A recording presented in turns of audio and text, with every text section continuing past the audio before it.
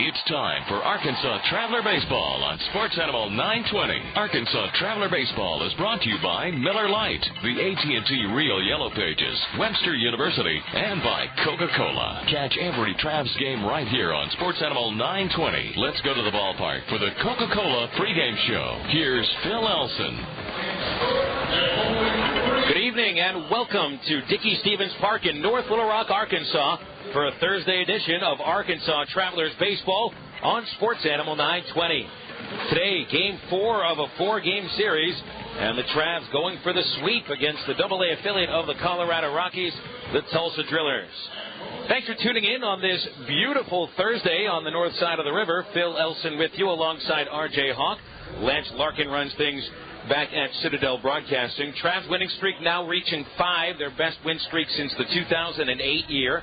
The Travs yesterday played with the lead from the very start and ended up beating Tulsa 7-3. The star of the game was third baseman Jay Brasser, who broke out of a month-long slump, delivering a 3-run homer and a 2-run single. He had the best run-producing game for any Trav this year, 5 RBIs, and the Travs receiving a stellar starting performance from Michael Anton, who went 6 scoreless to pick up his second win. And RJ, one of the big differences between the previous 4 wins and yesterday's win, the Travs did not have to worry about coming from behind as they did in the previous 4. They played with the lead from the very start, and it looked like they were very comfortable playing with the lead. Yeah, they looked really good. They were aggressive throughout, and they looked like they belonged with the lead. You know, a lot of teams that haven't had a great level of success or haven't had a lot of opportunities to have the lead, they really don't know how to act when they get the lead. It's like everybody sometimes just sits back and, we're here playing baseball, But the Travs last night played like they were still having to come back and get more runs, to try to get back in the ball game. And it was just an all-around impressive performance, both hitting, fielding, running the bases that they did last night. Well, and today, not just the finale of this 4-game series, it is going to be a unique day as far as baseball goes in Central Arkansas. For the first time in Traveler history, there are dogs in the park. And yes, we let them in for free as long as they had a real live human attached to them by a leash. Bark in the Park night here at Dickey Stevens with the world-famous Baja Men performing in Hookslide Corner after the game. Their number 1 hit, Who Let the Dogs Out, and a couple other songs I'm sure that they have brought on today. And this looks like it's a bit of larger crowd than your usual Thursday. And already we see a lot of canines that took place on the field during the pregame parade. So some differences between a usual baseball game, the other 139, and the one that we'll be playing today. It'll sound unlike any other game. It might smell unlike any other game, and it certainly is going to feel like a different ball game today. Well, the berm is going to be a lot fuller than what we're used to seeing, and it's good to see people out there. And when I come to a ballpark, it's great to sit behind the home plate, sit behind the dugouts, but I honestly think the best seats in the house are out there on the grass when you get to see the whole field, get to see inside onto the infield, and so those folks out there are going to have a good time today. All right, we are about 17 minutes away from first pitch. We'll take a look at the pitching matchup and sit down with yesterday's winning pitcher, Mike Anton, right after the break as the Coca-Cola pregame show continues on Sports Animal 920. Attention business owners and individuals who owe the IRS. Open your player now for important information that can protect your financial future. Do you owe the IRS thousands of dollars in back taxes? You need aggressive representation. Call Certified Tax now at 800-985-5020 and speak to one of our tax attorneys, enrolled agents, or tax professionals who specialize in tax liens, back taxes, tax debt, wage garnishment, and collections. We won't waste a minute helping you with your tax problems. We'll be on the phone with the IRS within 30 minutes of you becoming a client. We know the tax laws and we act fast. Call today for your free, no-obligation consultation. 800-985-5020. Find the peace of mind knowing the IRS will not be knocking on your door. Protect your home, business, and family today. Remember, we'll be on the phone with the IRS within 30 minutes of you becoming a client. That's guaranteed. Call 800-985-5020 or open your player and click on the banner now. Start protecting your financial future today. Again, call us Certified Tax at 800-985-5020. That's 800-985-5020. We continue on the Coca-Cola pregame show live from Dickey-Stephens Park in North Little Rock, Arkansas. We're 16 minutes away from action as the Arkansas Travelers, winners of 5 straight, take on the Tulsa Drillers, who've lost 6 of 7. Travs come in 9-10. They're currently in 3rd place of the Texas League North, 3 games out of first, with Tulsa holding the worst record in the league, 6-13. They're 6 games out. Take a look at our pitching matchup today. The Travs with right-hander Ryan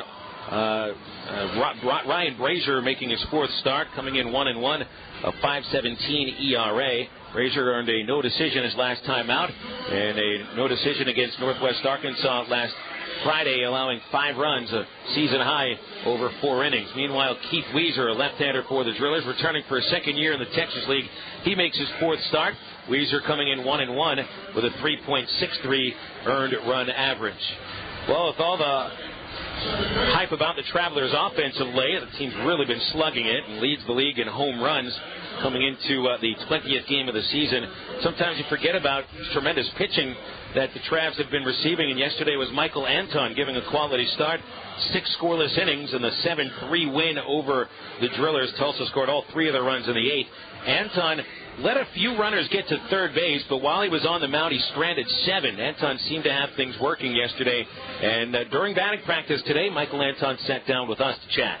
Mike, congrats on the win yesterday as the helped the Travs get that 5th consecutive win. 6 scoreless innings, looked very sharp. Looked like you were right on. Had Tulsa off balance. What was working yesterday? My fastball and changeup mostly. I was pretty much going just with that until they proved that they could beat me with it, and I wasn't going to change anything till then. How's it feel to get that 1st win out of the way? Oh, 2nd, pardon me. How did it feel to get the 1st win out of the way then? It was great to get the 1st one out of the way on the 1st start. It's always great to keep winning, and especially the teams on a little roll right now is a lot better than the downward spiral we started with. The previous start, you had to come out early in the 4th inning.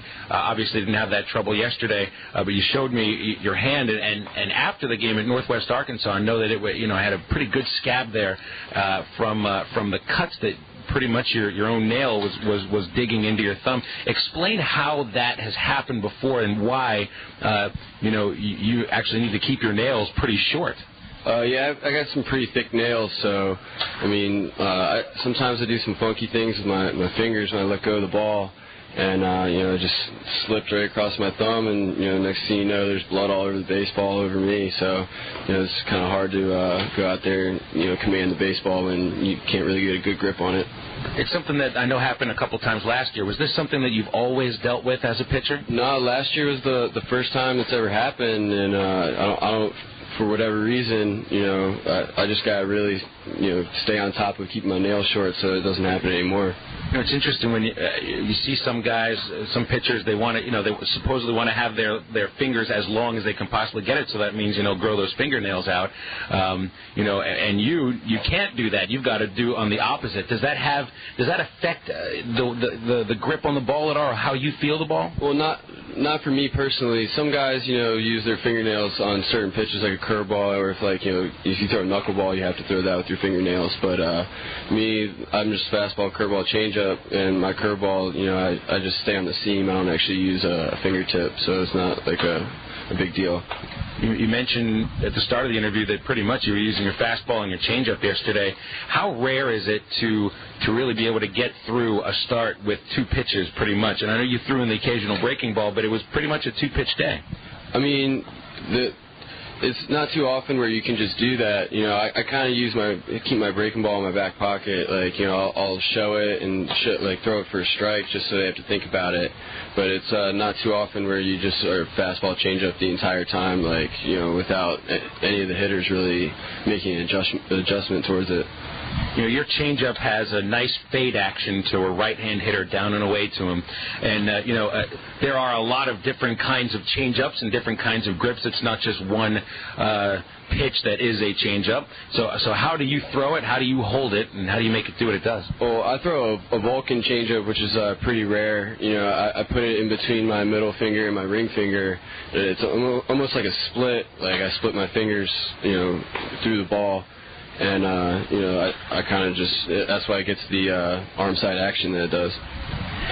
The Vulcan changeup is a pitch that's kind of close to my heart because a guy named Randy Tomlin, who was pitching for the Pirates, he's now a pitching coach in the Nationals organization. He pitched for the Pirates in the early 90s when I was growing up in Pittsburgh, and the Vulcan change was his pitch, and it was all the rage in Pittsburgh during those times. How did you learn this pitch? Who taught it to you? I had a pitching coach in high school named Andy Bear that, I was trying to get that secondary pitch, like trying to figure out, the circle change never really worked for me. I couldn't really get the action on it, and the speed difference wasn't too big, so he was like, why don't you just give this a try? It's definitely, it's going to be hard to control, like, at first, but just give it a try, and, ever since then, it's kind of been my pitch. I was going to ask, is just the way you describe holding it, it sounds like, first of all, you got to have big hands, long fingers, and that it might take a while to, get the touch and be able to control it. How long did it take for you to get that feel? Probably like a year or two to really be able to command it. Like, I think the first time I threw it about 20 feet away from where I was trying to throw it. Like, I had no idea where it was going. It felt so awkward, but, after a while, it's like I can actually throw that with more command than anything. All right, moving on to another topic as we'll wrap up the interview shortly. It's Bark in the Park night, and Ryan Brasier was in the dugout during batting practice. He's the starting pitcher today, and I reminded him that, it's going to sound a little bit different today than any other time when you're at a ballpark. We don't know how many dogs will be here, but, who knows, 400 to 500. And, we're going to hear a lot of barking. As a pitcher, you're probably blocking out all the sound, but as a guy who is, going to be now either in the stands or in the dugout during the game, do you realize what it's going to sound like today at this ballpark? Yeah, it's definitely going to be a different type of day today. Like, when you're on the mound, you definitely are in your own little world. You don't see anybody except for the catcher and the hitter in front of you, but me sitting in the stands tonight, I'm definitely going to be, it's going to be a little strange. You're not allergic, are you? No, thank God. The cats, though, keep those things away. The cat night, man, I won't be here for that. Hey, don't worry about that. We won't have cat night. That's a guarantee. Do you have a favorite kind of dog? No, probably a Weimaraner. I like dogs that like to run around and have a good time, so. I think pretty much almost every breed will be here today. And Mike, congrats again on the win yesterday, and thanks for your time. Thank you. That's Mike Anton, Trav's pitcher, joining us here on the Coca-Cola pregame show. He'll get a $15 gift certificate to Shorty Smalls, 3 locations in Little Rock, North Little Rock, and Conway. And the starting lineups for the Travs and Drillers coming up next on Sports Animal 920. And now for the bonus round. Pandora has a box. What does Fred have? Change for a 20. Correct. Cat got your tongue. Who's got your back? Detective Flanagan. Correct. All right. What's the newest way Netflix delivers movies? That's easy. Instantly. Right to your TV. Correct! Netflix now delivers movies 2 ways. Instantly to your TV, plus DVDs by mail. Watch as many TV episodes and movies as you want for only $9 a month. Netflix! See terms of use. Your hometown sports station, AM 920 KARN Little Rock. All sports, all the time. Back here on the Coca-Cola pregame show, the Travs and the Tulsa Drillers 7 minutes away from first pitch. We'll get to the starting lineups in just a moment. First, a report on the weather with a beautiful day for baseball, but with the storm front coming in tomorrow, and they're calling for 80 to 90% chance of strong storms, there are heavy winds at Dickey Stevens today, blowing about 20 to 25 miles an hour, and where the wind has been blowing out for the first 3 days, the wind is coming straight over the center field fence in towards the plate, so it's pitching conditions today here in North Little Rock, which is something that we're a little more used to, not with the wind blowing out, which has been the case the past 3 days. Well, checking yesterday's Texas League action, a day game at Springfield. The Cardinals snapped a 3-game losing streak with a 4-3 win over Northwest Arkansas. So that'll bump the Cardinals to first place by themselves in the North. 1 game ahead of the 11-8 Naturals going into the finale of their series today. First-round draft choice Aaron Crow, former first-round choice of the Royals, pitching for NWA tonight. David Kopp coming in 2-0 with Springfield. Over in the South Division yesterday, you got Midland with a 6-2 win over Corpus Christi. So the Rockhounds were able to take advantage of San Antonio's 4-2 loss at Frisco to pull within a tie with the Missions for the top spot of the South. Midland and San Antonio at 10-9. 1 game ahead of both Corpus Christi and Frisco. Hooks and Rough Riders coming to today's action with 9-10 records. South Division action tonight, 7 o'clock first pitch in Frisco. Blake Bevan, big right-hander, 2-2, making the start for the Riders. Corey Kluber, a right-hand pitcher for the Missions, looking for his first win.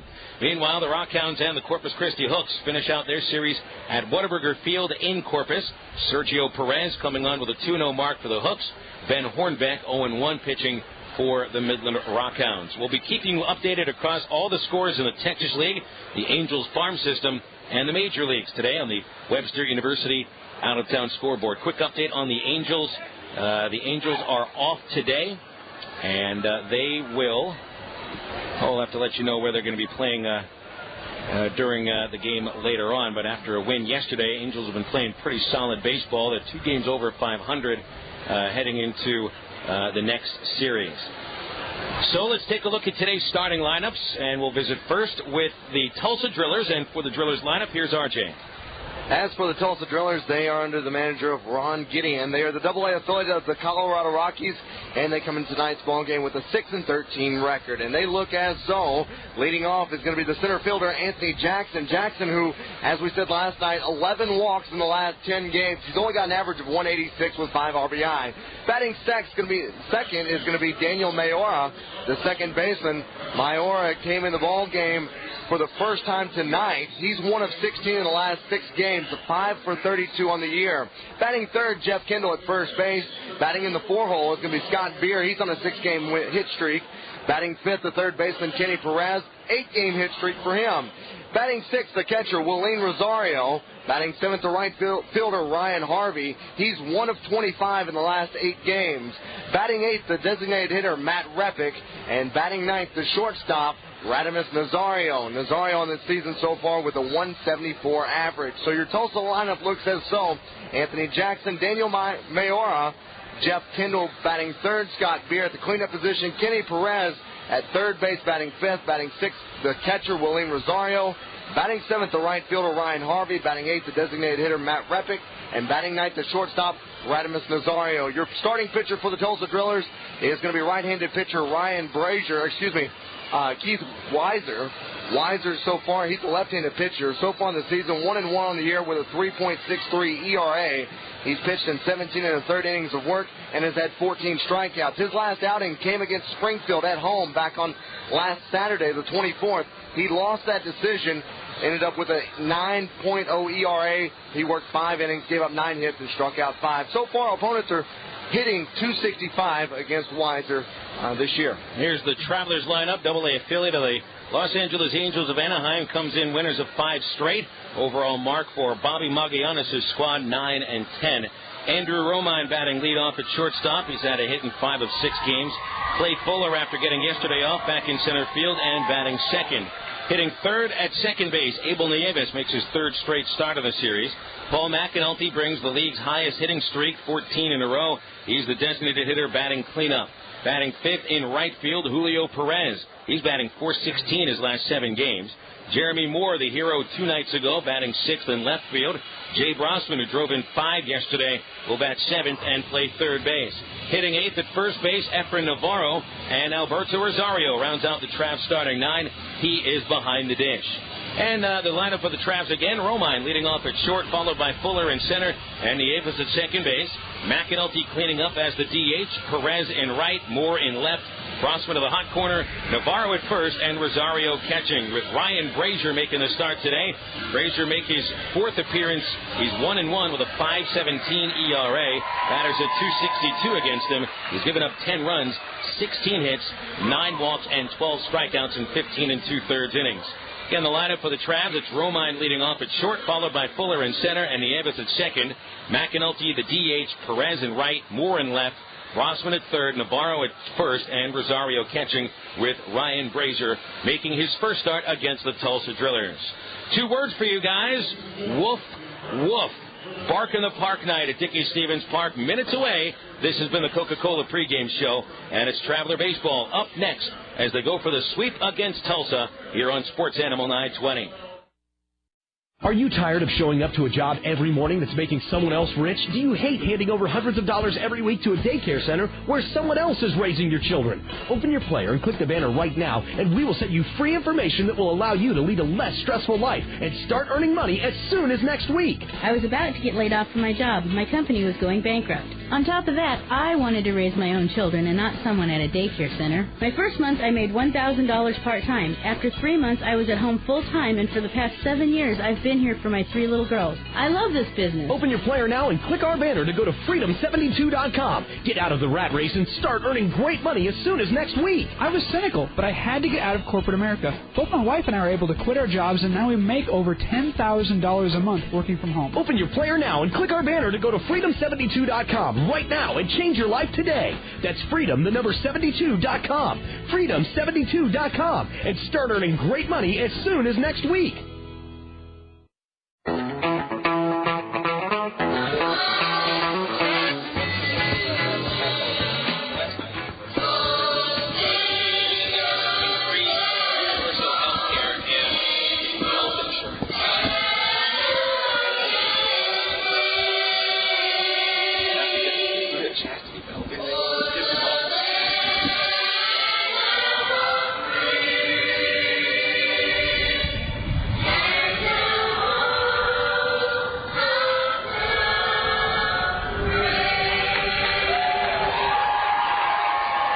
Job done with the national anthem by the New Life Church in Cabot, bringing a group of about 10 youngsters and a couple of their parents to serve as chaperones and made sure they got everything right. Nice job. And we are about to be underway here at Dickey Stevens in the finale of this 4-game series. The Travs winners of 5 in a row, and the Drillers losers in 6 of 7. Jake the Diamond Dog also appearing today at the ballpark. It's the second year in a row that Jake will perform his bag of tricks, which includes bringing the game ball out to the starting pitcher, Ryan Brasier, who gives him a couple of scratches on the back of his head. Oh, that's a nice guy to be petting the dog before the game. Oh, yeah. Hope it doesn't mess up his pitching hand. Get that oil from the dog on there. That could be that'd be a foreign substance. That's the foreign substance. Yeah. Check that pitcher for dog hair oil. Well, Brasier gets the start today, and he was unaware that it was Bark in the Park night until I saw him at in the dugout during batting practice, and he tries to block everything out as today's starter, but I think he goes through a different routine as the rest of the guys. Usually, you'll see that day's starting pitcher arrive at the ballpark later than anybody else to get some leeway to kind of go about his day the way he sees fit.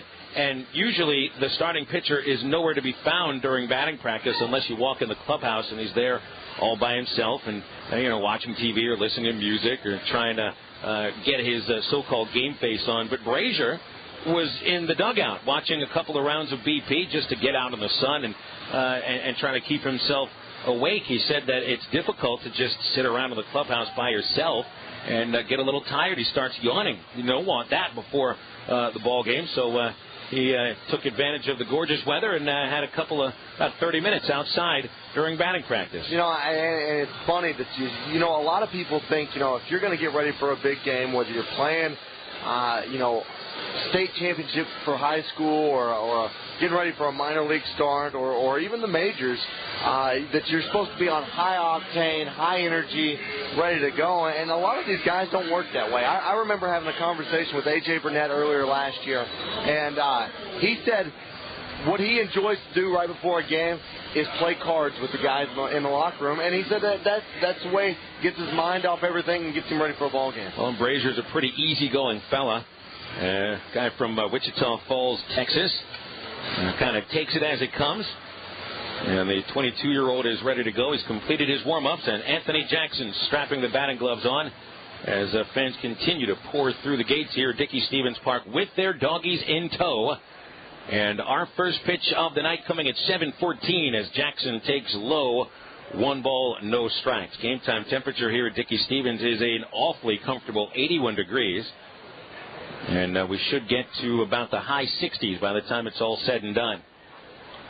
No chance for rain today, but tomorrow, by the time the ball game should be starting, an 80% chance. So bring your umbrella out. And, oh, by the way, it will be umbrella night. As a fastball hits the outside corner to Jackson, of the count 1-1. That's right, tomorrow is umbrella night at Dickey-Stephens Park.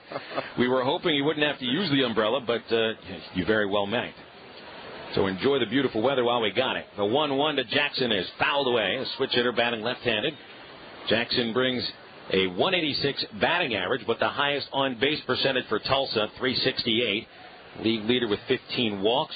Hasn't been on base too much in this series, though. Trav's done a good job against the speedy center fielder, holding him to 3 hits and 15 at-bats. 1-2 the count as Brasier winds up and delivers a fastball. It's fouled over the left side and out of play. On deck, Daniel Mayora, then Jeff Kendall. And a couple of changes in Ron Gideon's lineup today. Mayora had sat the first 3 games, and Ryan Harvey playing only one of the first 3 back in the lineup as Jackson hits a soft fly ball to left. It's Moore going back, and he makes the catch, backpedaling towards the warning track. Tough catch there by J-Mo against the wind, and even though the wind is blowing in, which does make it pitcher's conditions, it kind of makes it a little tougher for outfielders to judge a soft fly ball like that. And line drives may knuckle today, so we may have some adventures in the outfield. You know, in this series, we've seen a couple different wind patterns. So the first game of the series, it was blowing dead center. Second game, a little over to the right field. Tonight, we've got it over to left field. Now Mayora batting. He swings at the first pitch, hits a high fly to right. Long run for Perez, and an over-the-shoulder catch at the warning track. And quickly 2 down in the Drillers' first inning. Here's the defensive alignment behind Ryan Brasier. Trav's putting Jeremy Moore in left, Clay Fuller in center, and Julio Perez in right. Around the horn, the hot corner patrolled by Jay Brosman. Andrew Romine at short. Abel Nieves gets the start at second base, allowing Ryan Mount a day off.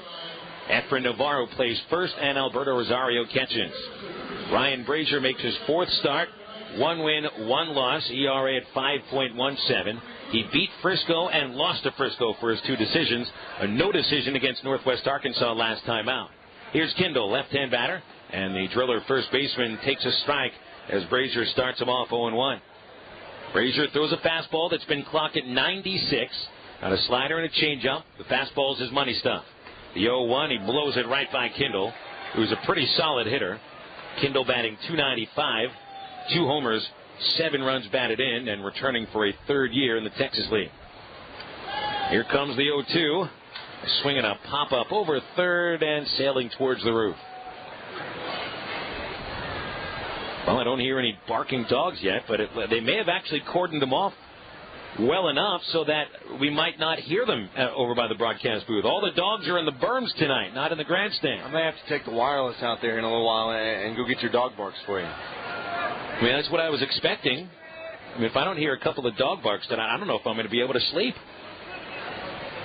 0-2 the count on Kendall, who's 3 for 11 in the series. And the pitch is fouled back. Good fastball by Brasier running on the hands.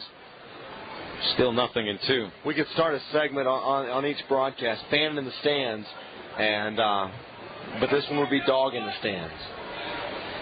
No better way to start that segment, right? 0-2 pitch. Kendall yanks it in the air, high to right field, hit deep. Perez, though, has it measured, and just shy of the warning track, he makes the catch. Brasier got in just enough on Kendall to make sure he didn't get full extension, and he gets 3 flyouts in the 1-2-3 first inning. Half inning of play complete at Dickey-Stephens. The Drillers 0, and the Travs coming up. Has your computer been slowing down? Are you having problems with your email? Or when you go to the internet, is your browser taking so long to load that it seems like the worldwide wait? I'm Luke Ford, CEO of My Computer Works. We help people just like you with computer problems you can't fix. With one easy call, we can help you get your computer working the way you want it, speeding it back up, making sure you can send and receive emails, and making the internet fun again. You'll speak to a U.S.-based technician who knows what they're doing, who can usually fix your computer on the very first call. If your computer's been slowing down, you can't get your email to work, your internet's taking forever, or if you're not sure what's wrong, but your computer's just not working the way you want it, call My Computer Works, and we'll help you fast. Here's the number to call, 1-800-620-2090. 1-800-620-2090. Toll free, that's 1-800-620-2090.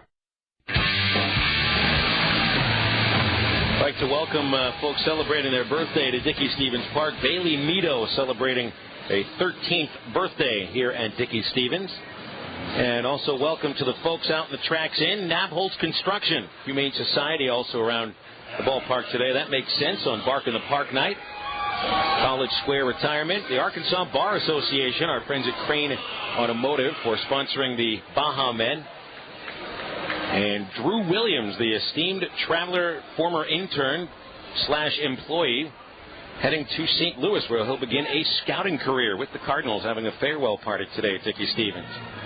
Underway for the bottom of the first after the Drillers went down in order. Andrew Romine takes a first pitch strike on a slider from Keith Weezer, today's Tulsa starting pitcher. Third-round choice back in 2006 out of Miami, Ohio. The 0-1, Romine grounds it off the mound into center, and that's the way this one starts for the Travs. A single by their shortstop, Romine's team-leading 22nd hit. And that brings Clay Fuller to the plate, who's bumped up 7 spots in the order to second. He's hit second a couple of times this year whenever Ryan Mount gets the day off. Second switch hitter in a row to face Weezer, who has just allowed his 19th hit in 17 1/3 innings pitched. Weezer is 1-1, 3.63 ERA. Here's Fuller batting right-handed. Throw to first base, and Romine got picked off.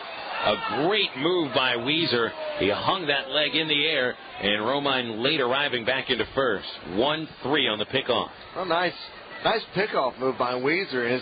He holds that leg up, and then you can decide what to do with it, and he throws it over to first. Now the windup and a pitch bunted foul by Fuller. So the count 0-1. So pretty quick turn of events there as you get the leadoff man aboard, but then he is erased before a pitch is delivered on a pickoff. You see Weezer stepped not all the way towards first base, but it was inside that 45-degree angle. Here comes the 0-1 to Fuller. And a breaking ball in for strike 2. Fuller, who did not play in last night's ball game, bats .182 with 10 hits in 55 at-bats. And the left-hander back with the 0-2. Outside, 1 ball, 2 strikes. Weezer, second year in the Texas League. He made a team-high 27 starts for the Drillers in 2009. Finished, though, with a league-high 15 losses. The pitch, and Fuller reaches out and got a piece of a fastball, and the count remaining 1-2.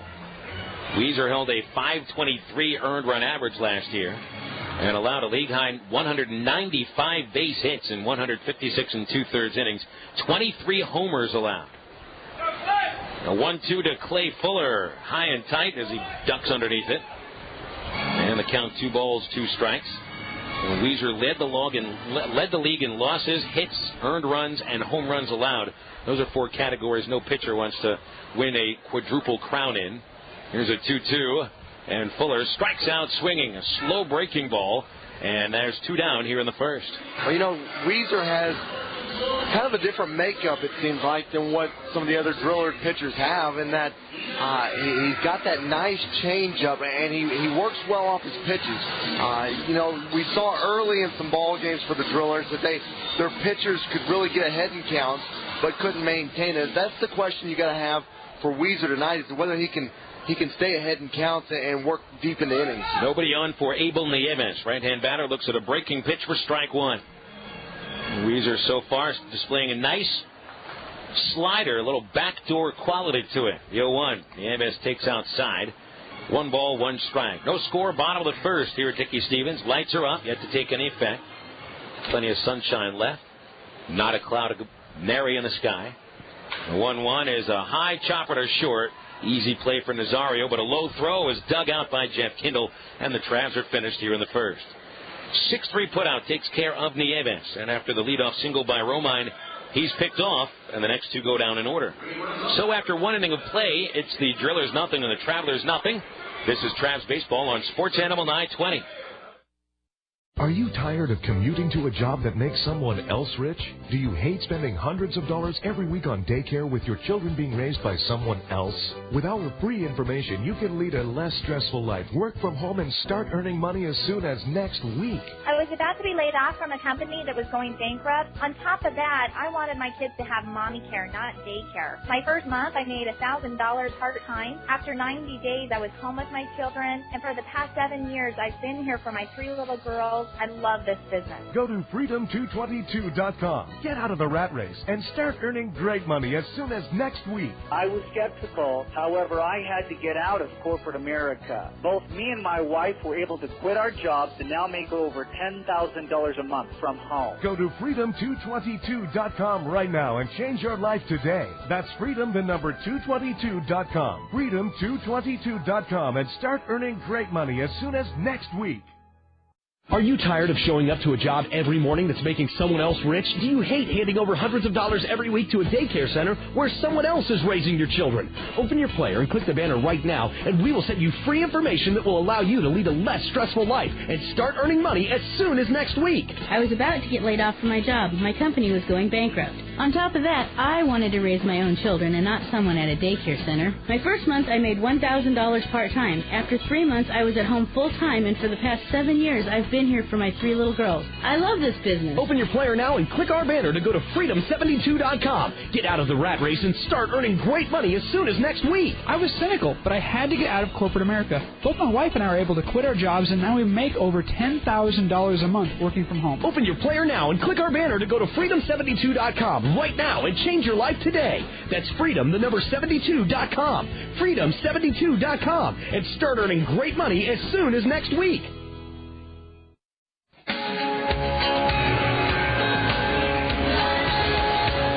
Ready for the top of the second inning here, Dickie Stevens, as neither team able to push a run across the plate in the first. Phil Elson alongside R.J. Hawk on a splendid Thursday here in North Little Rock.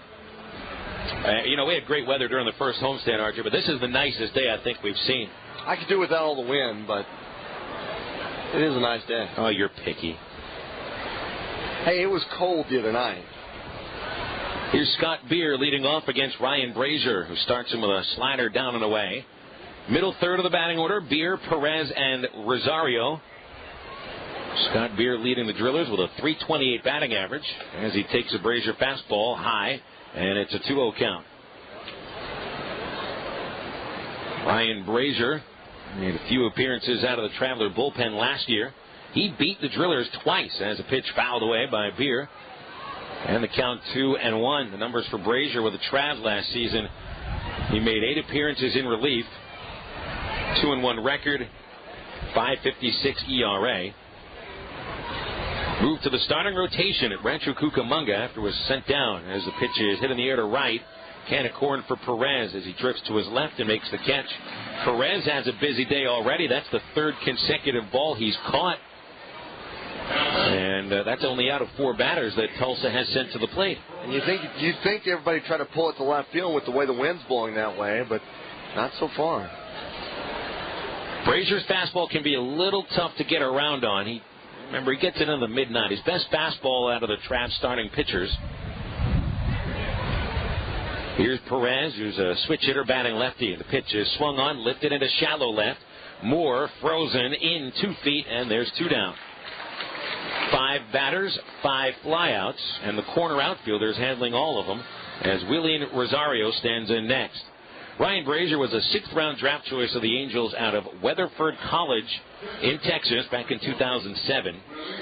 A full-time reliever until about last June when he went back to the California League and he made those 14 starts. Beginning this year in the Travs rotation, Angels certainly want to see Brasier stretch things out a bit, and I think that's the main reason he's been moved into the rotation. Looking forward as he advances throughout the Angels organization, there's a good chance if he gets to the bigs it might be in relief. Here's Rosario, who takes inside, spinning away, and the count 1-0.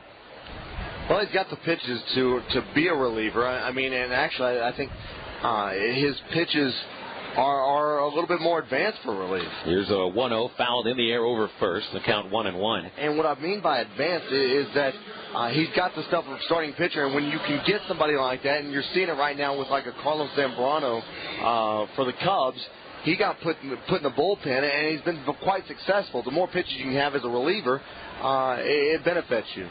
And the 1-1. There's a fastball right down Broadway, strike 2. Willian Rosario, the top home run hitter for the Drillers, bats .275, 3 jacks, 9 runs batted in. And he drove in 2 runs yesterday. That's 2 of the 3 that the Drillers scored. Brasier's 1-2. Nice pitch right on the fist. It's fouled off of the batter's foot. And Rosario favoring his left foot slightly as he walks around the batter's circle, and the count's still 1-2. With Brasier, not too much of an off-speed pitch. He'll mix a changeup in. The slider's his breaking ball. The fastball's his number 1 pitch. More of a 2-pitch pitcher. 1-2 on Rosario, and after a pitch off the foot, usually he'll come inside. We'll see what the call is. Brasier fires, and a slider struck him out swinging. Rosario missed the tag, but he'll throw to first to take care of the Driller catcher, and a 1-2-3 second inning recorded by Ryan Brasier. That's 6 up, 6 down for the Texas righty. And after 1.5 innings here at Dickey Stevens, it's the Drillers nothing and the Travelers nothing. Thousands of listeners have discovered IncomeAtHome55.com. I used to work more than 70 hours a week just to make ends meet. I wanted a good income, but I wanted to earn it from home and raise my own kids. It didn't make sense to me to have kids and then pay somebody else to raise them. And within a year, I was able to quit my job, and I absolutely love our new life together. Ask yourself, what would job security and a steady income mean in your life? I heard about this on the radio and got started part-time. And by the end of our first year, we were netting $8,000 per month. Thousands of listeners have discovered IncomeAtHome55.com. Don't miss this opportunity. And check out our $1,000 giveaway at IncomeAtHome55.com. IncomeAtHome55.com. That's IncomeAtHome55.com. The earnings of the individuals are not necessarily representative of the income, if any, that you can or will earn through your participation in this opportunity.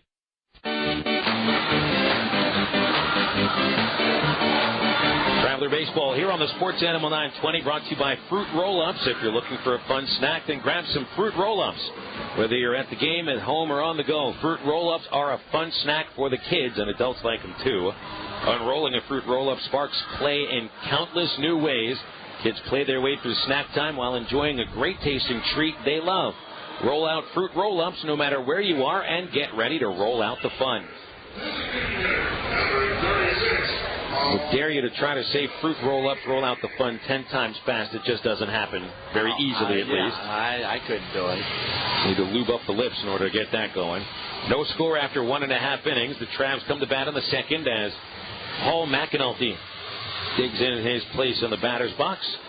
Julio Perez and Jeremy Moore also follow. McAnulty brings the Texas League's longest hitting streak, 14 in a row, as Weezer fires in a fastball high. McAnulty batting .346 during his streak. He extended it with a bloop single in his third at-bat last night and later scored on the home run by Brasman. Now the 1-0. A breaking pitch downstairs, 2-0 on McAnulty, whose batting average .308. 6 home runs, now tied for second in the league. Corpus Christi's Kobe Clemens hit his 7th last night. 2-0 pitch, right down the pipe, 2-1. Mac is tied with Springfield's Andrew Brown, behind Clemens in home runs. Here's the 2-1. Hard ground ball through the left side, and that's where the shortstop you would usually be set up. But Ron Gideon had positioned his shortstop Nazario behind second base on the overshift. Did McAnulty just go opposite field? That may be his first opposite field hit of the season. No joke. Yeah, I don't recall in the homestand so far that he has. But a really nice job of hitting too, and you can see him guide the ball through the left side there. And usually, and he'd be the first man to admit this to you, he's a pull hitter. Yeah, right. All of his home runs have been to right field, but there is a very nicely placed single. Second Traveler hit, and now Julio Perez up to face Weezer. Perez batting .416 in his last 7 games. He's bumped his average up 100 points. The pitch. Breaking ball right down the middle, and it's 0-1 to the Travs right fielder. Perez was hitting 140 a week ago. He's up to 242 and tied for the team lead with 11 runs batted in. Big right-hand batter who always gets a big swing. He doesn't get cheated. The 0-1 swing and a bouncer foul. That pitch got on the fists. Pushed it the opposite way, and the count 0-2 on Perez. On deck, Jeremy Moore. We're in the bottom of the second. The Travs get their leadoff man aboard for a second inning. Weezer erased the leadoff single by Andrew Romine last inning by a pickoff. 0-2 the count on Perez. Julio has become a very patient hitter on 2 strikes. Here it comes. And he swings at a slider and lifts a lazy fly to center. Jackson in and to his left a bit. This is an easy play. And Perez is out number 1. Jeremy Moore will make his way to the batter's box. You can tell that wind's kind of playing with the baseball when it gets high up in the air like that. Jackson had to go one way for a couple steps and then back over, and finally as it started coming down, it gained stability. Here's Moore,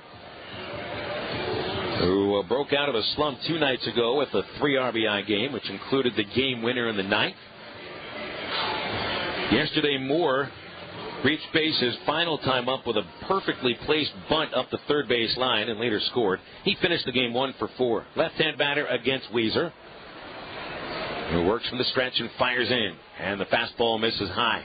Third baseman's up after watching Moore put that beautiful bunt down last night. They're not going to take any chances. Perez plays up at third to the lip of the grass and ready to charge in a moment's notice. Short lead by McAnulty, and he's held on. The pitch. Swing and a grounder, foul, hit hard, but outside first by a foot or so. And there goes Jake the Diamond Dog chasing after the ball, leaping over the foul line, and he outruns the right fielder, Ryan Harvey, to get that baseball. Well, it is Bark in the Park night, so anything can happen, right? Well, and that might be the most talented dog in the park. Might be the best play of the night so far. I mean, we should have had a canine idol competition, but I think Jake would win. Yeah, he's quite talented. 1-1 the count on Moore. Here's the pitch. And a breaking ball in for strike 2. Weezer's got his breaking stuff working today. Sharp, and I'd call it more of a curve than a slider at times, but he's got 2 different breaking balls. 1-2 on Moore.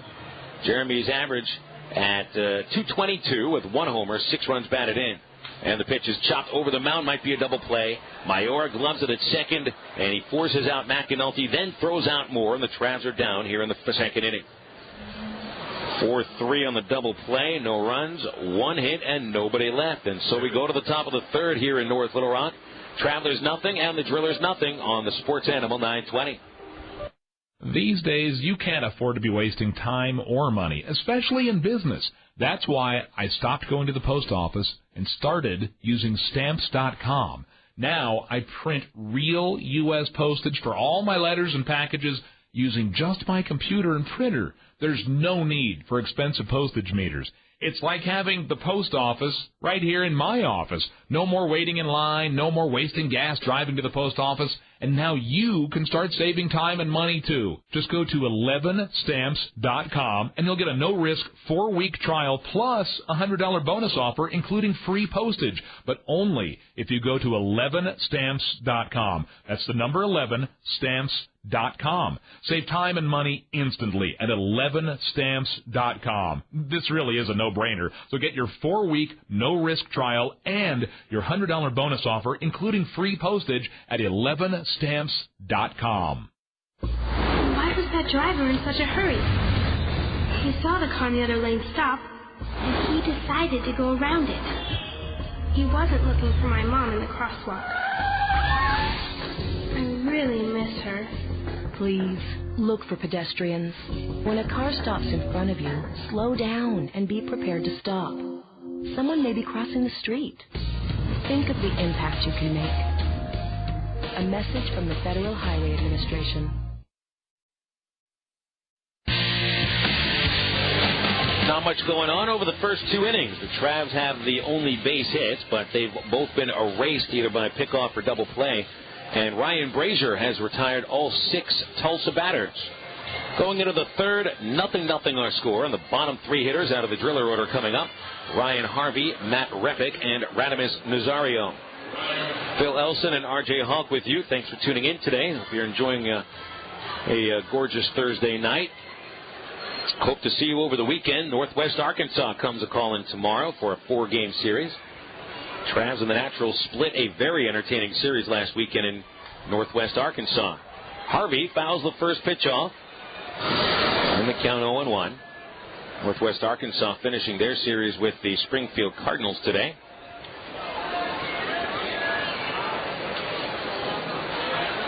Here comes the 0-1 to Harvey. Look out, change up inside. Brasier let go of it a little soon. 1 ball, 1 strike. Harvey's having a rough go this season, his second year in the Texas League. 8 for 49, a 163 batting average. The 1-1, breaking ball swung on and missed, and Harvey thought he would get a fastball, but he got the opposite. Well, he's 1 for 25 in the last 8 games, and really not had a good series against the Travs so far.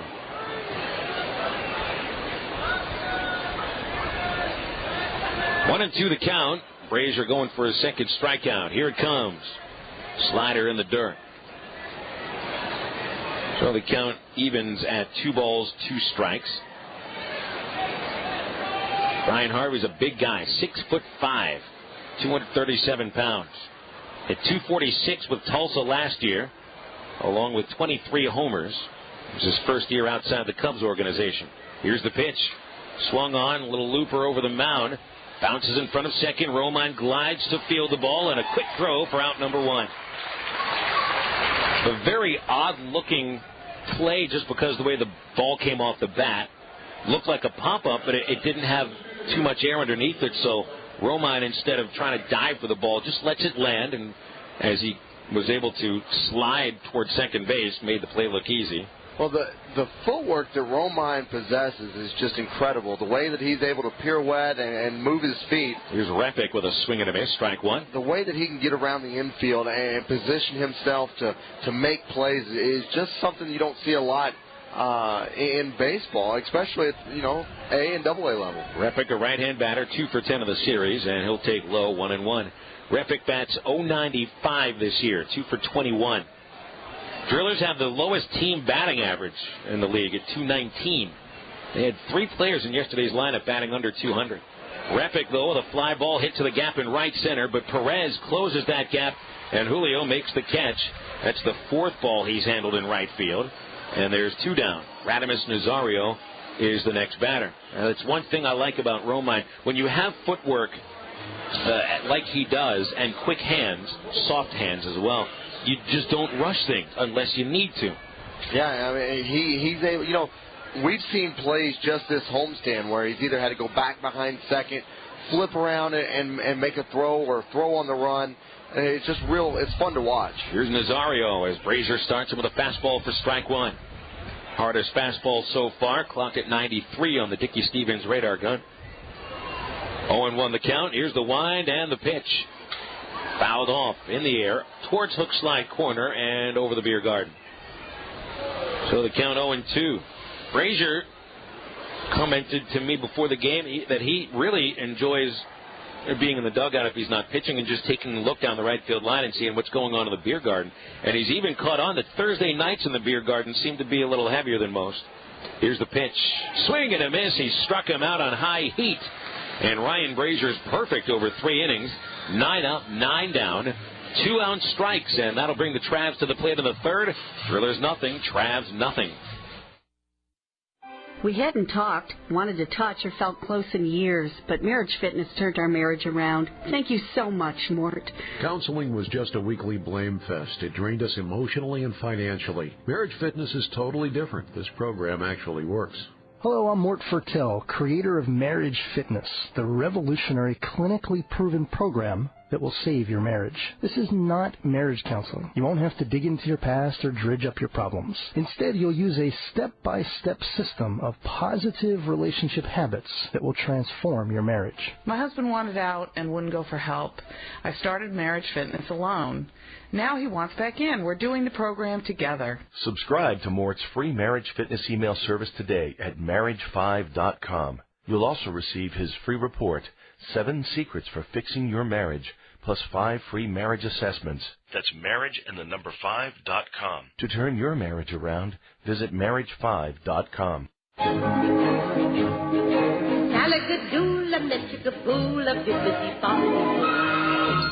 You must be your fairy godmother.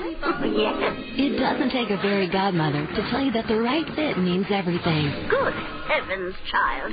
You can't go in that. Children under 4'9" need to be in a booster seat because they aren't ready for adult safety belts alone. Many parents miss the important step of booster seats. Maybe you better explain things to him. Booster seats raise your child up so that a safety belt designed for adults will fit and protect them properly. Oh, that does make a difference. Remember that 4'9" is the magic number, and get your little pumpkin there safely in a booster seat. Hop in, my dear. Oh, thank you. And like Cinderella, you can live happily ever after.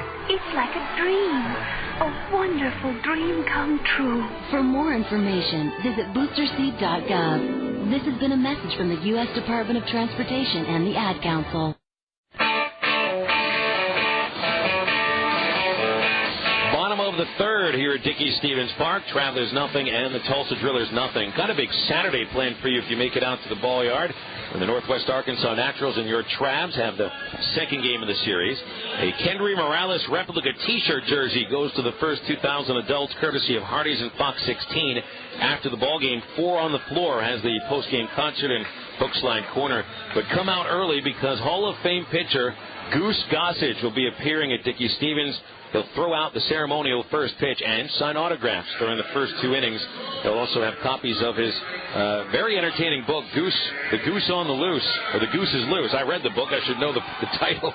He'll have the copies of that book on sale here at Dickey-Stevens. Really, I know everybody here at the park is excited for Goose Gossage to come out and make a visit.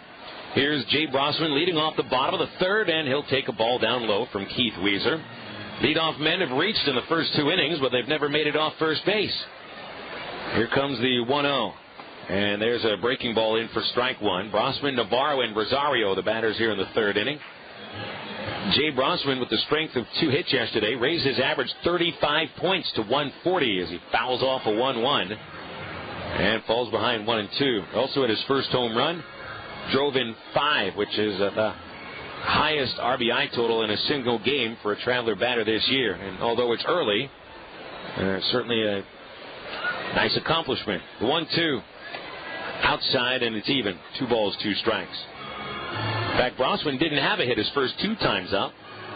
Home run came his third at-bat and a 2-run single to extend the Traveler lead in the 8th. And they were not just 2 hits that drove in runs, but they were at the right time when Tulsa was within 2.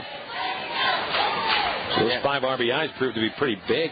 Yeah, and he showed that it was kind of a lift to what he's been trying to do all season last night when we spoke to him. And it just takes a night like that to really kind of get out of the funk you're in. And, it's just like any other job. You gotta have one productive day to get through the rest. The 2-2. Brosman hits a high bouncer at third base. Perez behind the bag with a long throw, and he gets the out. And there's 1 away here in the third as Jake the Diamond Dog takes the catcher's mask and starts to walk it off the field. He was going out to get the bat, but he grabbed Wheeling Rosario's mask. And now Jake's handler takes the mask from the dog and gives it to Rosario with a nice little pat on his shoulder as if to say, hey, you're not the first this has happened to. Wow, that's... Brosman mentioned before the game, he asked if is Jake the dog who gets the bat, or is he the one who brings balls out to the umpire? And apparently he does them all. As Rosario asks for a towel from the dugout to wipe off the dog slobber. Well, and there's a reason that Brossman asked me, is this the dog that gets the bat? Because he said the last time I had a dog carry a bat out to the batter's circle, I had to take it back into the dugout and get it wiped off. There was spit all over it. Well, he got a whole new mask altogether. I mean, you have to admit, it's a little gross. You've got a baby, so you should be able to handle gross. Here's Navarro, and the pitch is hit in the air down the left field line, slicing foul, and it lands in the danger seats. And the count's 0-1. You know, in a young parent's house, you know, that's a place where you expect all sorts of fluids and other substances to show up. A ballpark is not usually where you expect dog slobber on your bat, though. I guess you can be ready for it once a year. Navarro takes strike 2 on the inside corner, and Weezer pitching from ahead in the count. Efren hitting .212 with 1 homer and 2 RBIs. Left-hand batter from Linwood, California. Nobody on, 1 out. 2-strike count on Navarro as Weezer comes home, and the breaking ball is low. 1-2. What do you want to bet that's the first time Williams ever had a dog pick up his mask for him? I'll give you that one. It's just things you have to be ready for at ballparks when you're not ready for it. And that's one of them. The 1-2 pitch. Chopped foul right past Frankie Matos. And the count's still 1-2. You know, we never would have been able to do a Bark in the Park game at Raywinder Field. Specifically, the old home of the Travs wasn't just the home to the ball club, but it was home to at least 20 to 25 cats. It housed cats. There were cat colonies there, and that would not have been. I mean, that's oil and water in the same park. Cat colonies? Cat colonies, not one. Here's the pitch, and Navarro hits a squibber on the ground to the third baseman. Perez handles that one, but throws it away. He babied the throw. Navarro tries to get to second base, but a lucky ricochet for Daniel Mayora as he picks it up in short right field and throws Navarro out easily. So there's the third man to get on base and the third man to get erased on the bases. He'll charge an error to Perez for a bad throw and a 4-6 put out at second base.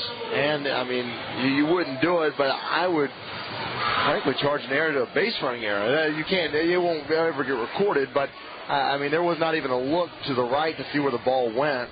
And, but it's taking a chance. You gotta like the aggression. Now wheeling. Now it's Alberto Rosario batting. 2 outs, bases empty. Weezer's pitch is slowly dribbled on the third base line, and that'll roll foul where it's pushed foul further by Rosario, the Tulsa catcher. Both catchers have the last name Rosario, by the way, in today's game. You know, before the padding was installed on the fences down the baselines, and that was installed last year, it was just exposed concrete, and that wild throw by Perez probably takes an even longer bounce into the outfield grass. But that was more of a lucky break there for the Drillers than anything else. Perez, who's had some trouble in the field with his second error in the series. And the 0-1 Rosario is a high breaking ball, 1-1. Alberto Rosario hitting .229 in 14 games, 3 runs batted in. The 1-1 pitch. Swing and a ground ball right side through the hole past the diving second baseman Mayora.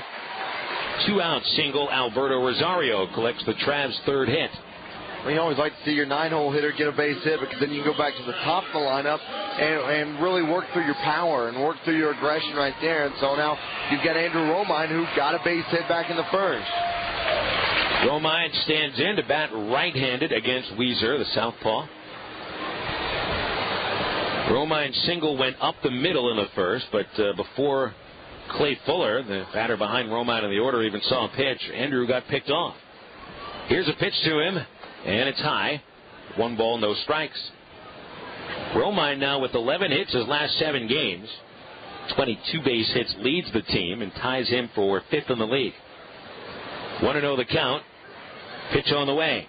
Squares and takes in the dirt. Nice block by Willeen Rosario as Alberto Rosario holds it first. 2 balls, no strikes on Romine.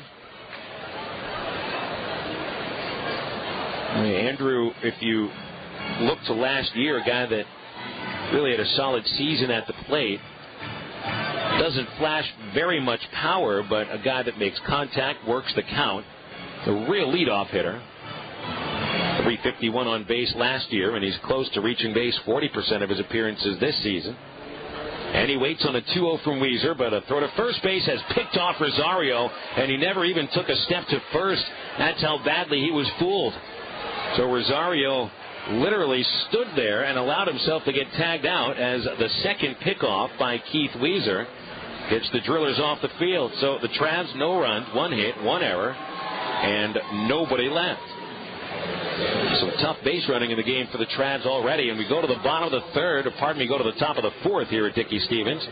Drillers nothing, Travelers nothing. You're listening to Travs Baseball on Sports Animal 920. And now for the bonus round.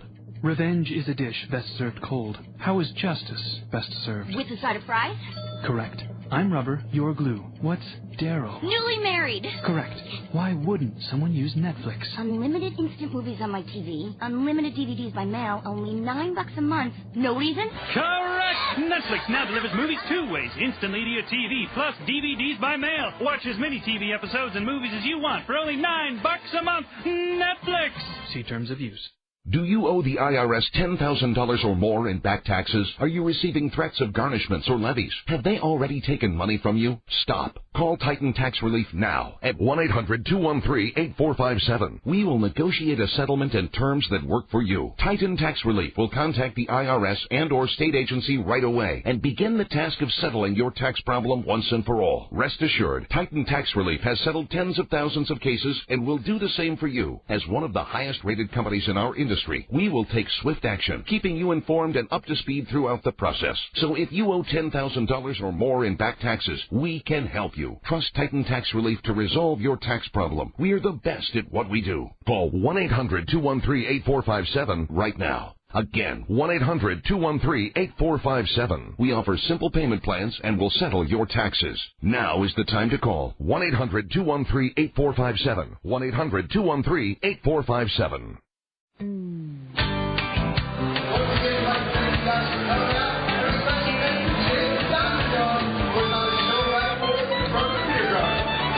Back here at Dickey Stevens Park, their base running has had a little issue. 4 outs on the bases over the first 3 innings, 2 by way of pickoff from the mound. So the Drillers will bat in the 4th, looking for their first base runner against Ryan Brasier. And to take the next 2 innings with the play-by-play, here's R.J. Hawk. Well, Brasier been good so far. Has been hitless, scoreless, and nobody's on bag. So trying to take it through the 4th inning as we go to the top of the 4th. And at the plate for Tulsa is going to be Anthony Jackson. Jackson came in the ball game with a 186 average. He's walked 11 times in his last 10 games. He flew out to left field back in the first inning. Here's the first pitch by Brasier as Jackson shows bunt but's able to pull it back. And that'll bring the count to 1-0. Nice crowd, and as we talked about, nice crowd on the berm tonight as it's Bark in the Park night. Here's a 1-0. Fastball outside. Call the ball, and that'll bring the count to 2-0. I would like to see tonight, they give us the nightly attendance, as here's the 2-0 pitch.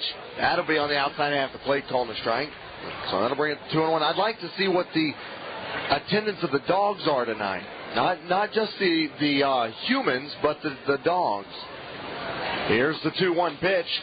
Fastball on the inside half the plate, calling a strike, and so that'll bring the count to 2-2. Back in the days at Raywinder Field, the Travs used to announce 2 numbers for attendance. One was the paid attendance, and the second number was the actual attendance. Yeah. The butts in seats, so to speak. Here's the 2-2, swung on, fisted off the handle. Nobody's covering third. Running over to make the play is Brasier, and he's going to get Jackson out at first base. Nice play by Brasier as Navarro was diving for the ball because it was hitting that gap between first and second. He dove for the ball. Picking up was Mount, and they were able to make a good play. A 3-4-1 play. I said Mount, I meant Nieves.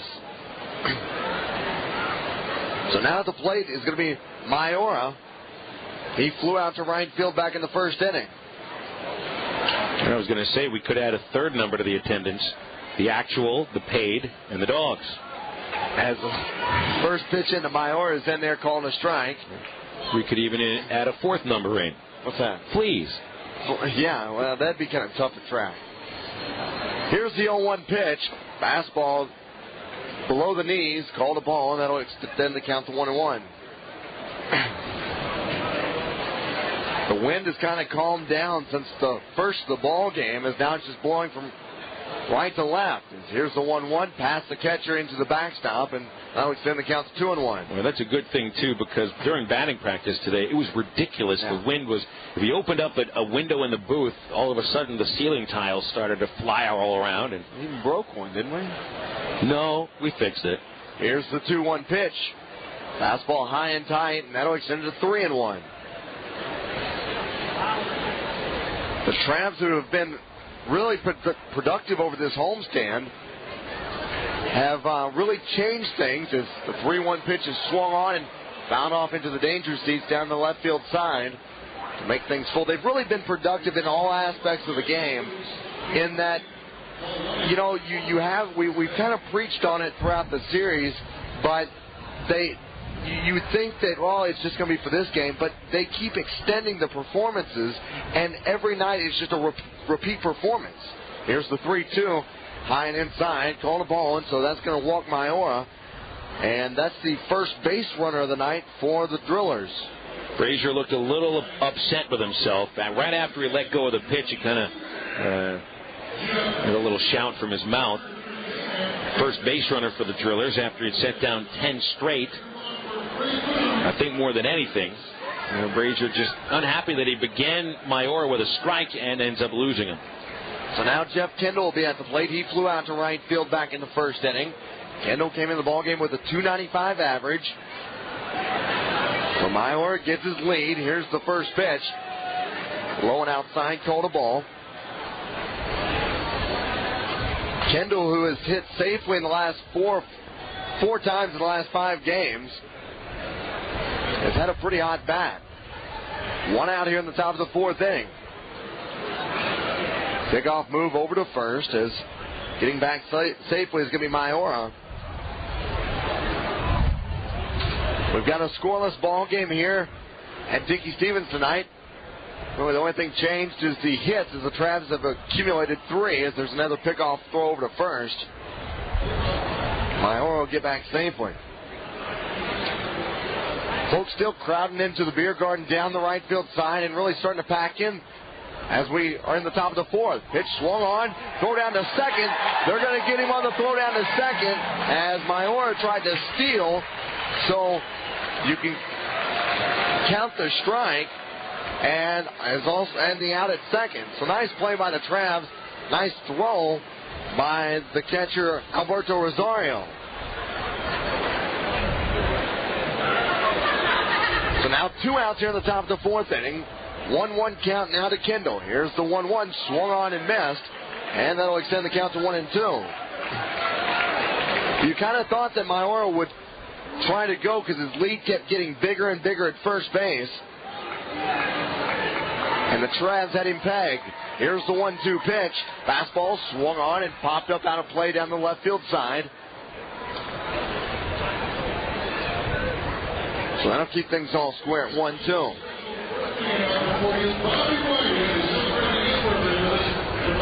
Three hits for the Travs so far, no errors. No hits for the Drillers and 1 error. Brasier has the sign. Here's the leg kick in the pitch. 1-2 pitch, off speed, and it's going to be off the shin of Jeff Kendall, and so he'll stay in with the 1-2 count.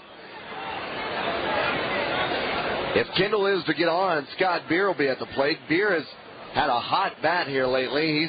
He's on a 6-game hit streak, and he leads the team in average with a .328 average. So here's the pitch by Brasier, swung on and popped up out of play down the left field side and into the grandstand, and so that'll keep things at 1-2.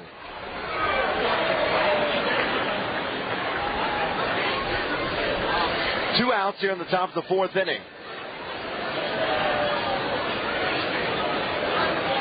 Travs trying to sit down the Drillers here and keep this a tie ball game, as here's the 1-2 pitch. Slider on the inside half of the plate, called a ball, and so that'll even things up at 2 apiece. So deuces are wild here in the top of the fourth inning. Brasier starting to slow down his delivery a little bit to focus on the strikeout. Here's the 2-2 fastball way inside, and that'll make things full at 3-2. Since the start of the ball game, Brasier was really kind of working fast. He'd get the ball and know what he was going to throw. He's kind of slowed that down as the game went on. The 3-2 outside, and so that's going to walk Jeff Kendall, and now you've got another runner at first, and the Drillers still have yet to get a base hit. Second runner of the ball game on base for the Drillers, and they both come off walks. 2 outs here in the top of the fourth inning as Rosario goes out to the mound to talk to Brasier. And now Scott Beer, the dangerous Scott Beer, is going to be at the plate. Beer, as I said earlier, on a 6-game hit streak, has got 9 RBI and has an on-base percentage of .708. Here's the first pitch, swung on, chopper to the mound, and Brazier's going to pick it up, throw it over to first for the third out here in the top of the fourth inning. So no hits off, no runs off, no errors, but there were 2 guys on the bags in the inning, 1 left on. As we go to the bottom of the fourth inning, scoreless ball game here at Dickey-Stephens Park, 0-0 between the Tramps and the Drillers. And now for the bonus round. Pandora has a box. What does Fred have? Change for a 20. Correct. Cat got your tongue. Who's got your back? Detective Flanagan. Correct. All right. What's the newest way Netflix delivers movies? That's easy. Instantly. Right to your TV. Correct! Netflix now delivers movies 2 ways. Instantly to your TV, plus DVDs by mail. Watch as many TV episodes and movies as you want for only $9 a month. Netflix! See terms of use. Your hometown sports station, AM 920 KARN Little Rock. All sports, all the time.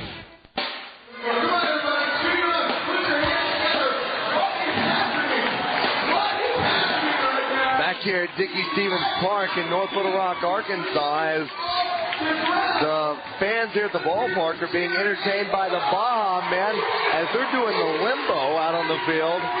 And I think that's the lowest I've ever seen anybody go without it being like Gumby or something. So back to the ball game. We go to the bottom of the fourth inning. No runs so far in the ball game. The Drillers still have yet to get a run or a hit for that matter. The Tramps have 3 hits, and up for the Travelers in the ball game, they're going to lead off with Andrew Romine, Clay Fuller, and Abel Nieves. Romine, who started his at-bat back in the third inning, that got ended as Alberto Rosario got thrown out at first base. Here's Romine now. First pitch at the knees, called a strike, and so that'll bring the count to 0-1.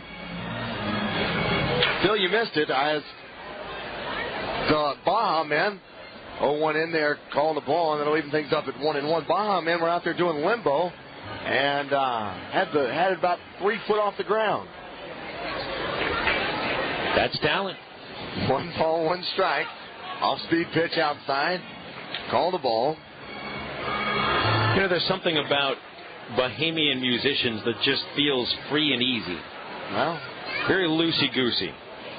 There's the song Free and Easy, isn't there? Here's the 2-1. Swung on. As that one's lifted out to right center field. That'll be in there for a base hit. And Romine's got his second base hit of the ball game. Well, the Travs have done a pretty good job getting men on base against Weezer.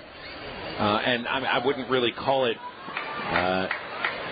destructive base running, but 3 outs on the bases, 2 by way of pickoff. And more than anything, it's just that Weezer has a deceptive pickoff move. Yeah, he really does. You and I were talking about it in the break.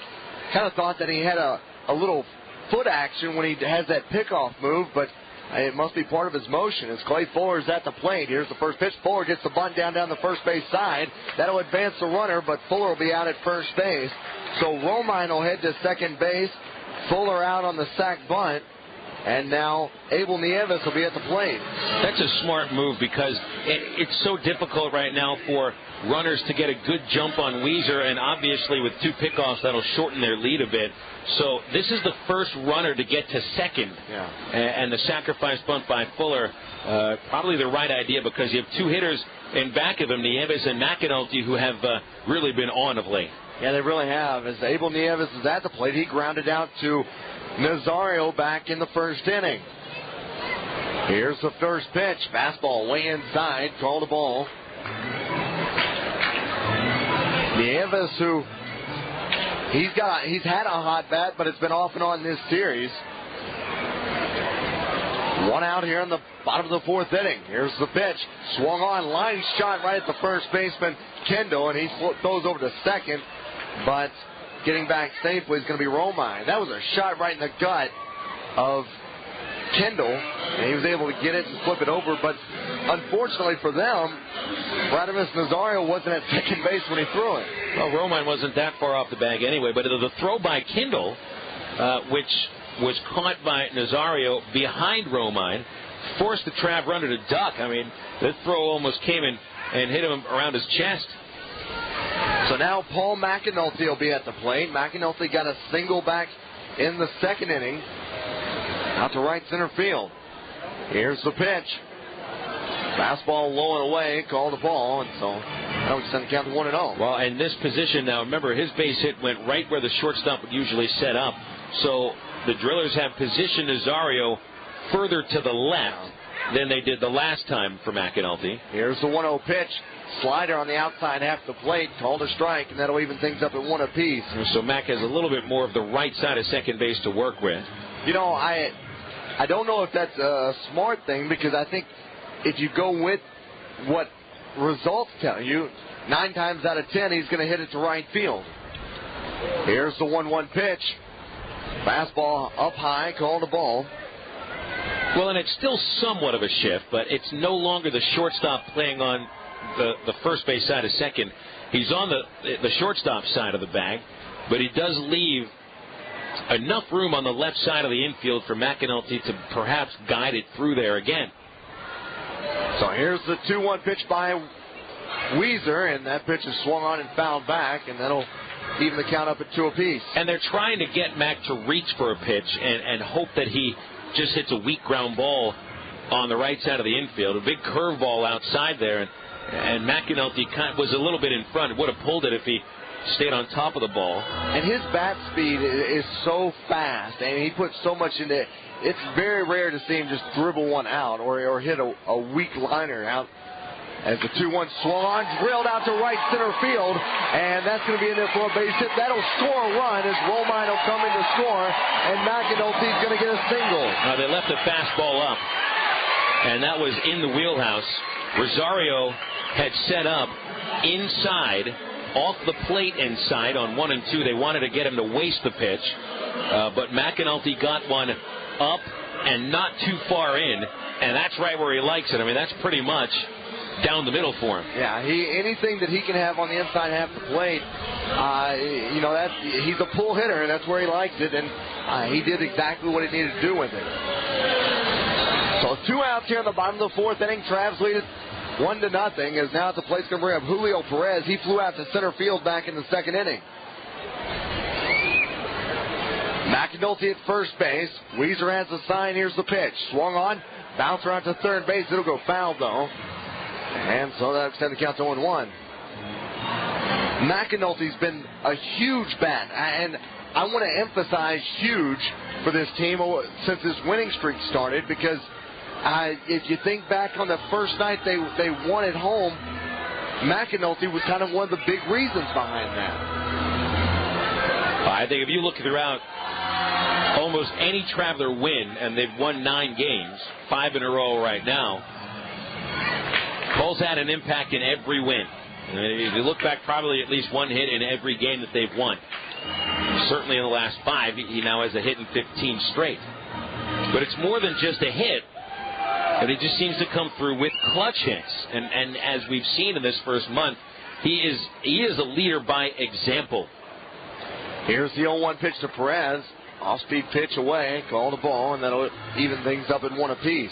I don't think, though, you're going to see a steal out of McAnulty. He's a big boy, and he's not going to get the wheels turning, I don't think. He already has a triple this year. Here's the 1-1. On the inside, half the plate, called a strike, and that'll extend the count to 1-2. Well, he's got a triple, and I just don't think you're going to see that explosion from the stance position for a stolen base. Hey, man, you never know. These are the Arkansas Travelers. I was going to say, Mags. This is the running club. Here's the 1-2. Off-speed pitch outside. That'll even things up at 2-2.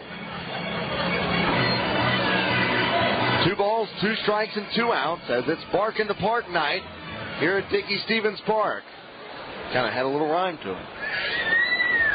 We're in the bottom of the 4th inning. Weezer has the sign for the Drillers. Here's the pitch. Swung on and fouled over the roof back behind home plate. And that'll keep things all square. You know, in their first homestand, RJ, you compared McAnulty to one of last year's Traveler veterans, Jay Caligiuri. Yeah. Kind of the same body type and same style of hitter. If Jay Caligiuri can get 1 steal in about 2 months with the Travs last year, then Paul McAnulty can get 1 too. And believe me, you preach everything you just said. Here's the 2-2, swung on and fouled off down the third base side. Yeah, Caligiuri, let's just put it this way, he was slow, and he got a stolen base. Well, I mean, the point is that it doesn't matter I know. what your speed is, and it's not even a matter of base stealing. You're expected to run the bases the Angels' way if you're going to play at any level of minor league ball in the Angels' farm system. That's just the way they play baseball. So Weezer has the sign. Here's the pitch. Swung on again and fouled back into the net, and that'll keep things all square at 2-2. Yeah, and that's one of the things I think Paul liked about the Angels. I mean, he was a free agent, so he had his choice as to where he wanted to sign. And this is baseball players like to be aggressive. They like to go out and play ball aggressively. And I think the Angels organization is an attractive place for some guys like that. Here's the 2-2. Swung on and lifted out to the danger seats in left field. And once again, we'll stay at 2-2. That's the 4th foul ball since we've been at 2-2. So far in the game, 8 total pitches.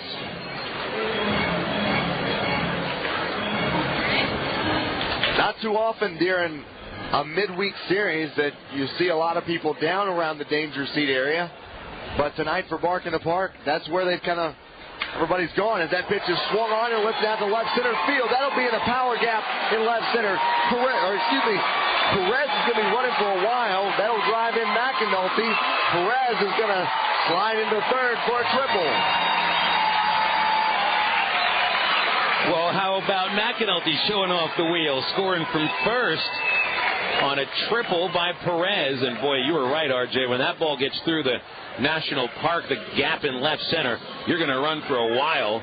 And Julio Perez collects his first triple of the year. Well, that was a hard-hit ball right at that Landers Toyota sign in left center field. And so now the Travs lead it 2-0 as Jeremy Moore is going to come to the plate. Moore grounded out to the second baseman, Mayora, back in the second inning. Second inning, yeah. Here's the first pitch. That'll be up high and called a ball. Moore, who a couple nights ago was the hero in the ball game as he won the game for the Travs with a base hit. He had a hot bat that night. Here's the 1-0 pitch. Swung on and missed, and that'll even things up at 1 apiece. The big situation here for Weezer. He's given up a couple of runs in the 4th. Yeah, I don't think he can afford to fall 3 runs behind. Here's the 1-1 offering. Fastball way outside, and that'll go 2-1. It is early in the ball game still in the 4th, but Tulsa's still without a base hit, so obviously Ryan Brasier's got his stuff working. Weezer so far in the night, 61 pitches, 40 for strikes, 21 for balls. Here's the 2-1 pitch. Off-speed pitch in there at the belt, called a strike, and that'll extend the count to 2-2. Runner at third for the Travelers. That's Julio Perez, as he got a triple just a moment ago. Here's the 2-2 pitch. Swung on and popped up out to left field. Giving chase is going to be Nazario, and he's going to make the catch in foul territory for the third out here in the bottom of the 4th inning. But not until the Arkansas Travelers scored 2 runs off of 3 hits in the inning, and they left one runner on the bag. So as we go to the top of the 5th inning, the Arkansas Travelers lead the Tulsa Drillers 2-0. This is Travis Baseball on the Sports Animal 920. Thousands of listeners have discovered IncomeAtHome55.com. I used to work more than 70 hours a week just to make ends meet. I wanted a good income, but I wanted to earn it from home and raise my own kids. It didn't make sense to me to have kids and then pay somebody else to raise them. And within a year, I was able to quit my job, and I absolutely love our new life together. Ask yourself, what would job security and a steady income mean in your life? I heard about this on the radio and got started part-time. And by the end of our first year, we were netting $8,000 per month. Thousands of listeners have discovered IncomeAtHome55.com. Don't miss this opportunity. And check out our $1,000 giveaway at IncomeAtHome55.com. IncomeAtHome55.com. That's IncomeAtHome55.com. The earnings of the individuals are not necessarily representative of the income, if any, that you can or will earn through your participation in this opportunity. Are you tired of showing up to a job every morning that's making someone else rich? Do you hate handing over hundreds of dollars every week to a daycare center where someone else is raising your children? Open your player and click the banner right now, and we will send you free information that will allow you to lead a less stressful life and start earning money as soon as next week. I was about to get laid off from my job. My company was going bankrupt. On top of that, I wanted to raise my own children and not someone at a daycare center. My first month, I made $1,000 part-time. After 3 months, I was at home full-time, and for the past 7 years, I've been here for my 3 little girls. I love this business. Open your player now and click our banner to go to freedom72.com. Get out of the rat race and start earning great money as soon as next week. I was cynical, but I had to get out of corporate America. Both my wife and I are able to quit our jobs, and now we make over $10,000 a month working from home. Open your player now and click our banner to go to freedom72.com right now and change your life today. That's freedom72.com. freedom72.com, and start earning great money as soon as next week.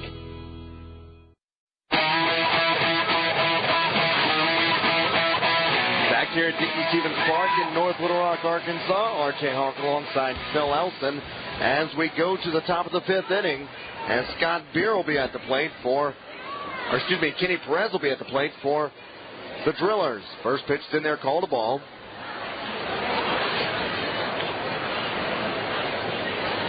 So 1 ball, no strikes. Here's the pitch.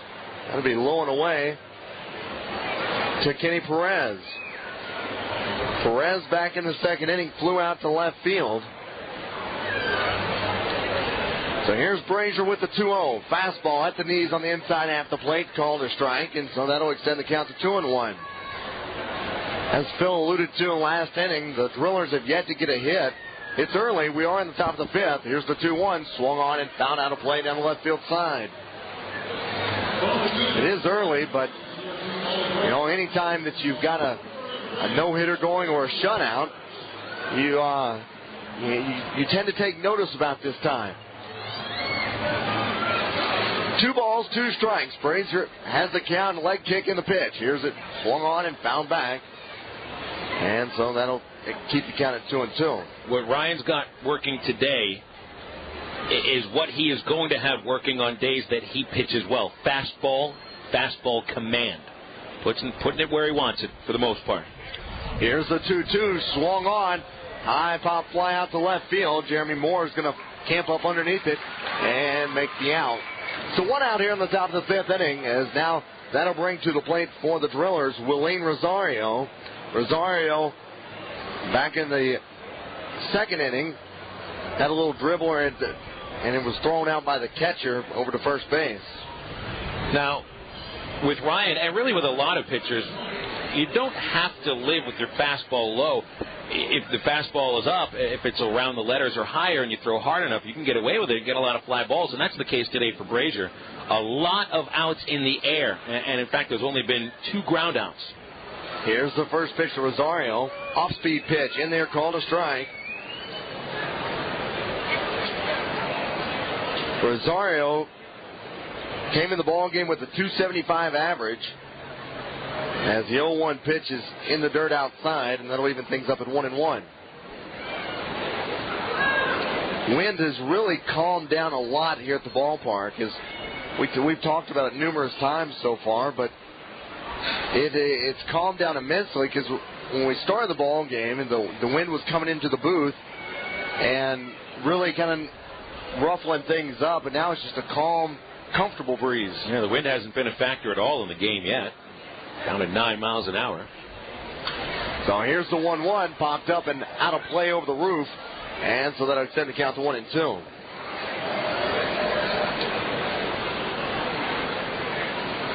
Two runs off 6 hits for the Travelers.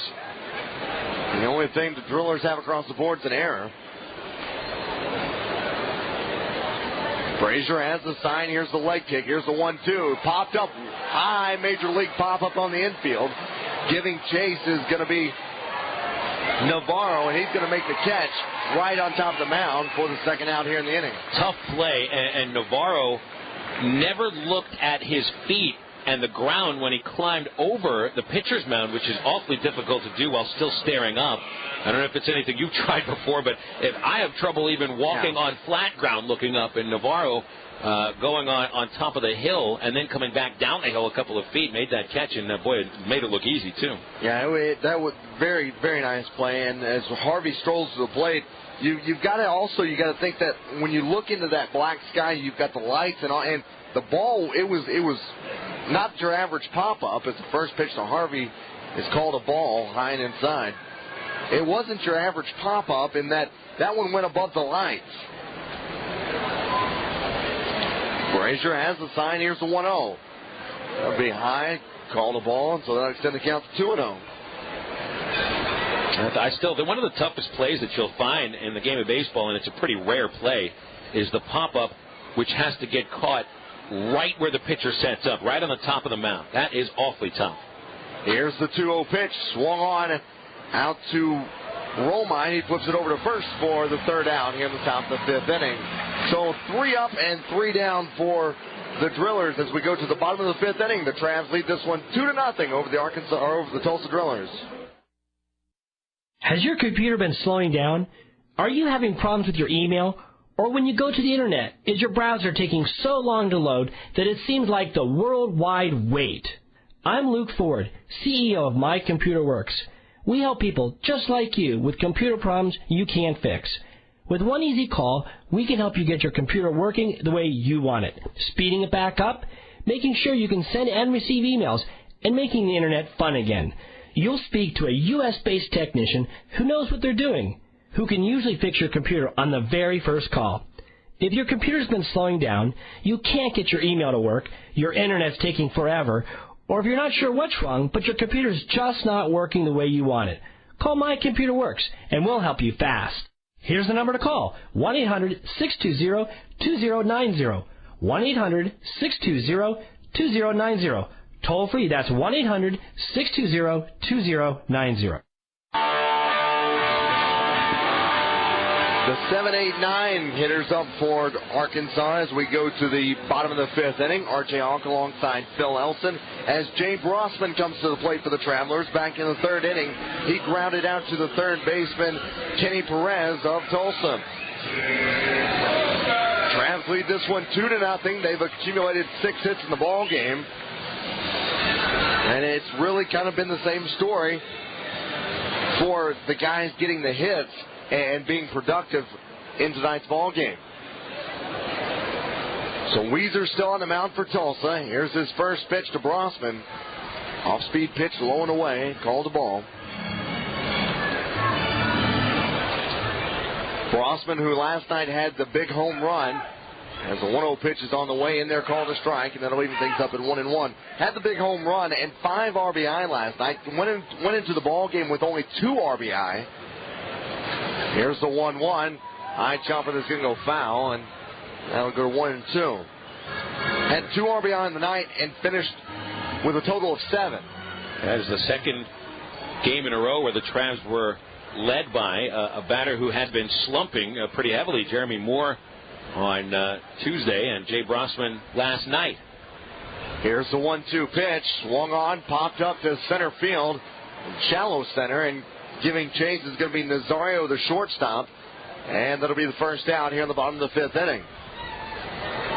That ball really I said shallow center field, but I guess you could still, where it landed, it was just the extended infield because it was just a couple steps off the dirt.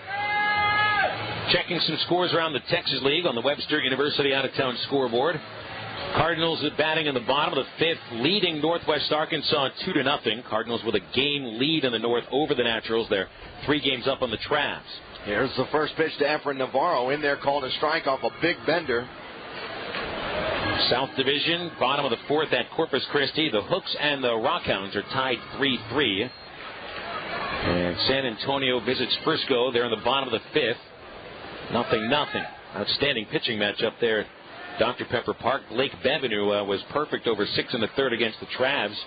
5 scoreless innings. Here's the 0-1 pitch. Swung on, lifted out to left field, giving chase. It's looking to be over his head, but he was able to turn around twice. That's Scott Beer. The ball, the way the wind kind of was making the ball tail off to left field, he had to turn to his right, then turn to his left, giving chase all the way to the warning track, but he retires Efren Navarro for the F7. Now up to the plate is going to bring up Alberto Rosario. Nice play by Scott Beer, though. The way that he was able to rotate his head around and make the play, that's not an easy play.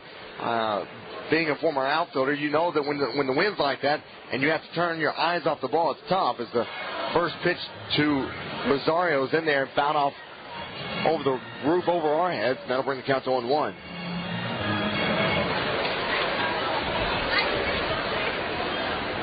Weezer has the sign. Here's the 0-1. Swung on and missed, and that'll extend the count to 0-2. Checking Angels scores. Check out AAA Salt Lake. They were rained out back-to-back nights at Tacoma. They had a day off yesterday, and they were scheduled to play Portland at home today.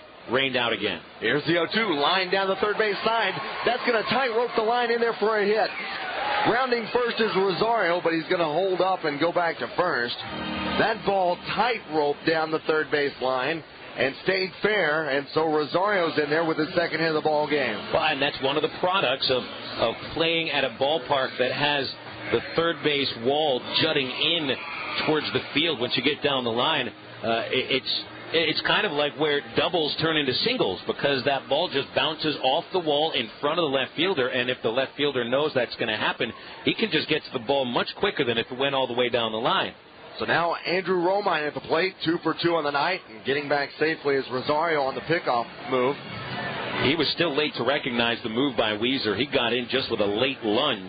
I think right now, if you're Rosario, you take about a step and a half off the bag.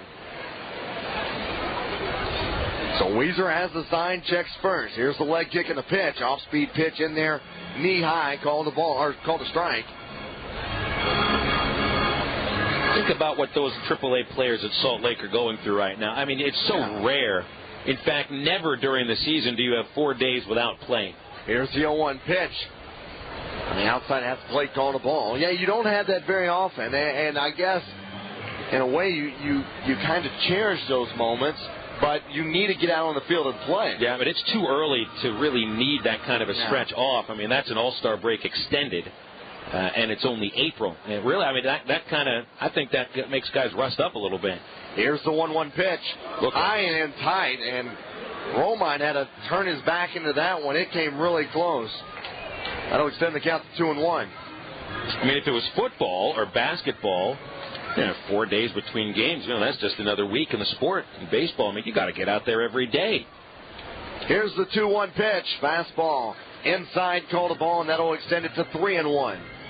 Yeah, I do agree. I think that this is such a skills-defined sport that you really have to do it numerous times to make sure you're good at it. There's a pickoff move over to first, but Rosario's back safely.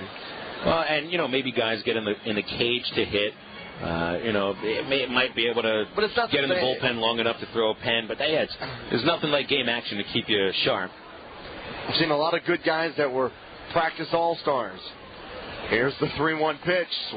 In there, called a ball, and so Romine's going to head down to first on 4 balls. It kind of reminds me, we were talking about at the end of the 2001 season when the Travs were heading into the playoffs. and finished out the second half with a 4-game series at Shreveport. Torrential downpours for days. They never took the tarp off the field in Shreveport. We never got out of our hotel rooms pretty much, and they went into the playoffs 4 days, no baseball. And then they shocked Wichita, go to the championship series, and ended up beating Round Rock. So runners at first and second for the Travs as Clay Fuller's at the plate. First pitch off speed outside, called a ball. Fuller so far in the ball game struck out back in the first inning and then had a sac bunt in the fourth inning, which resulted in Andrew Romine going to second. Here's the 1-0 pitch up high, called a ball, and that'll extend it to 2-0.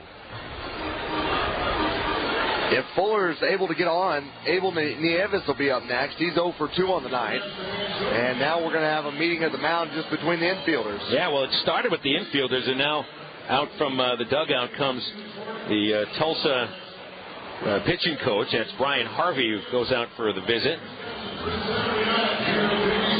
It looked like... And he was in a hurry to get out there. Yeah, I mean, the infielders slowly began to converge on the mound with Rosario and Weezer, and then all of a sudden Harvey, a former closer for the Angels amongst a couple other major league teams, he jumps out of the dugout and goes out to figure out what's happening. So 2 balls, no strikes to Clay Fuller with runners at first and second, 2 out there in the bottom of the 5th inning. Travelers lead the Drillers 2-0. Travelers have gotten 7 hits so far in the ball game, and we're just midway through. Here's the 2-0 pitch. Swung on down the right field side into the beer garden. And so that'll bring the count to 2-1.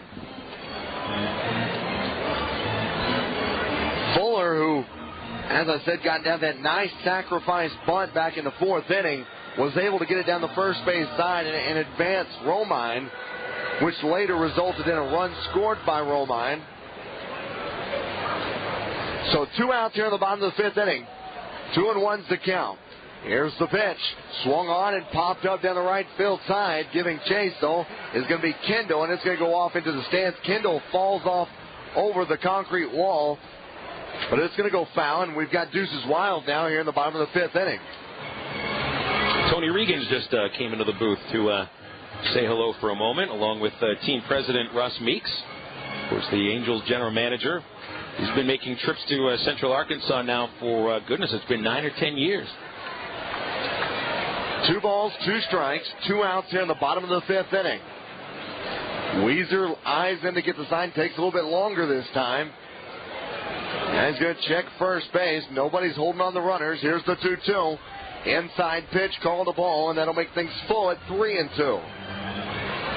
Very long inning here for Weezer, although it's not that he's thrown so many pitches, but he's been out there for quite a while now. And the pitch count is getting up. Right now, Weezer at 81 pitches so far. 53 strikes, 28 balls. 3 balls, 2 strikes. Weezer has the sign. Here's the leg kick in the pitch. Swung on, chopper on the infield, but it's going to go foul down the third base side, and we'll say things at 3-2. As I said, if Fuller's able to get on, Abel Nieves will be up next. And there's runners at first and second for the Travelers. Travs lead this ball game 2-0, looking to try to get more on the board. You never can have enough runs here early in the ball game. Weezer has the sign, checks first. Here's the pitch. Fastball swung on down the right field side and tailing into the beer garden. It's going to hit off the big steel pole that holds up the backstop net. And we'll go back and do it again at 3-2. And 4 years at Dickey Stevens Park, this is the 4th year. I don't remember seeing a ball actually hit that steel pole. That pole, the one I'm describing, has got a long chain rope. I guess, I don't know what you'd call that. A cable. Cable, yeah, that extends all the way down from the beer garden all the way around the home plate and holds up the netting area. It kind of blocks your view, at least from our view, of the right field foul pole. 3 balls, 2 strikes. Weezer has a sign. Pickoff move over to first, and getting back safely, though, is Andrew Romine. That was kind of unexpected because the first baseman, Jeff Kendall, was playing back off the bag and it was almost set up so where Kendall would run in and catch the throw and tag out Romine. It makes you wonder how Weezer feels about his chances to get Fuller if he's trying another pickoff. Here's the 3-2 pitch. Swung on and fouled off again down the right field side. And that time it's going to go over the top of the beer garden. We'll go back and do it again at 3-2. Great battle here by Fuller. He's really making sure that Weezer works hard if he gets out of this inning. And you've got to think he's thrown 3 straight fastballs now, and Fuller's been he's taken it opposite field every time. You almost wonder if you want to try something inside and kind of run it in on his knuckles a little bit. They're going to come inside. The catcher setting up. Here's the Weezer with a broken bat right out to the shortstop Nazario. He flips it over to first for the 3rd out. So they went inside and got the broken bat out. And so as we go to the bottom of go to the top of the 6th inning, Travs lead this one 2-0. This is the Travs baseball on the Sports Animal 920. And now for the bonus round. Pandora has a box. What does Fred have? Change for a 20. Correct. Cat got your tongue. Who's got your back? Detective Flanagan. Correct. All right. What's the newest way Netflix delivers movies? That's easy. Instantly. Right to your TV. Correct! Netflix now delivers movies 2 ways, instantly to your TV, plus DVDs by mail. Watch as many TV episodes and movies as you want for only $9 a month. Netflix! See terms of use. Thousands of listeners have discovered IncomeAtHome55.com. I used to work more than 70 hours a week just to make ends meet. I wanted a good income, but I wanted to earn it from home and raise my own kids. It didn't make sense to me to have kids and then pay somebody else to raise them. And within a year, I was able to quit my job, and I absolutely love our new life together. Ask yourself, what would job security and a steady income mean in your life? I heard about this on the radio and got started part-time. And by the end of our first year, we were netting $8,000 per month. Thousands of listeners have discovered IncomeAtHome55.com. Don't miss this opportunity. And check out our $1,000 giveaway at IncomeAtHome55.com. IncomeAtHome55.com. That's IncomeAtHome55.com. The earnings of the individuals are not necessarily representative of the income, if any, that you can or will earn through your participation in this opportunity. As we go to the top of the 6th inning, Travs lead this one 2-0. To take you through the rest of the ball game, Phil Elson. Well, Ryan Brasier back to the mound. He has had 5 especially dominating innings today. Started the game with 10 consecutive outs. Then after walking 2 men in the 4th, had a man caught stealing, and Brasier now working on another string of outs, which has now reached 4 in a row. Travs out hitting the Drillers 7-zip. And leading off the number 8 batter, Matt Repick. Brasier with 66 pitches, 44 of them for strikes, 2/3 of his pitches. At least good enough to either be put into play or a strike. Here's the first pitch to Repick, right-hand batter who swings. It's a tapper right back of the mound. Brasier very calmly plays it and throws to first. 1 pitch, 1 out, and Repick is 0 for 2. Checking a couple of finals out of the National League. Earlier today, St. Louis sends the Braves to another loss. It's Atlanta's 9th straight. Cardinals 10, Braves 4. Adam Wainwright improves to 4-1. And David Freese and Tyler Green, each with a homer for St. Louis. Meanwhile, Jason Hayward hit his 5th for the Braves. Here's Nazario, number 9 batter, takes a fastball at the letters, strike 1. Nazario is one of 2 strikeout victims for Brasier. Got him in the 3rd, swinging on 3 pitches. And the windup, the 0-1 curveball inside. 1 ball, 1 strike. Out of Chicago, the Arizona Diamondbacks slugged the Cubs 13-5. Diamondbacks had a 5-run inning and a 7-run rally. Here's the 1-1 to Nazario. Breaking ball, down and away, 2-1. 4 homers for the Snakes, including 2 by Adam LaRoche. Kelly Johnson leading the National League with his 9th. Chris Snyder hit number 3. Here's a 2-1 pitch. And a ball just off the plate, outside, 3-1. Over in the American League, Detroit shut out Minnesota on 4 hits. Dontrell Willis won his first game of the year. And the White Sox over Texas 7-5. Pitch is fouled away by Nazario, staying alive at 3-2. You know, that's one pitcher that I like. I'm glad to see back in the Pro Bowl ranks is Dontrell Willis. He was with Florida for a while, went to Detroit, went down to the minors, and seems like he's back on track. Boy, you look at what happened to Dontrell last year, and you wonder the Tigers signed him to that long-term deal. They've got to have it work out. Payoff pitch, Nazario swings and chops foul. Takes a big hop off the third base dugout screen where Jay Brossman is there to pick it and flip into the crowd. 2 straight fouls on Nazario. The count full. Bases empty. 1 down. Top of the 6th. Travs lead the Drillers 2-0. And Brasier looking in for the sign from Rosario. Here comes the payoff pitch. A swing and a high drive by Nazario to deep left down the line. If it stays fair, it's a homer. The ball is foul. Called by third base ump Jeff Gosney.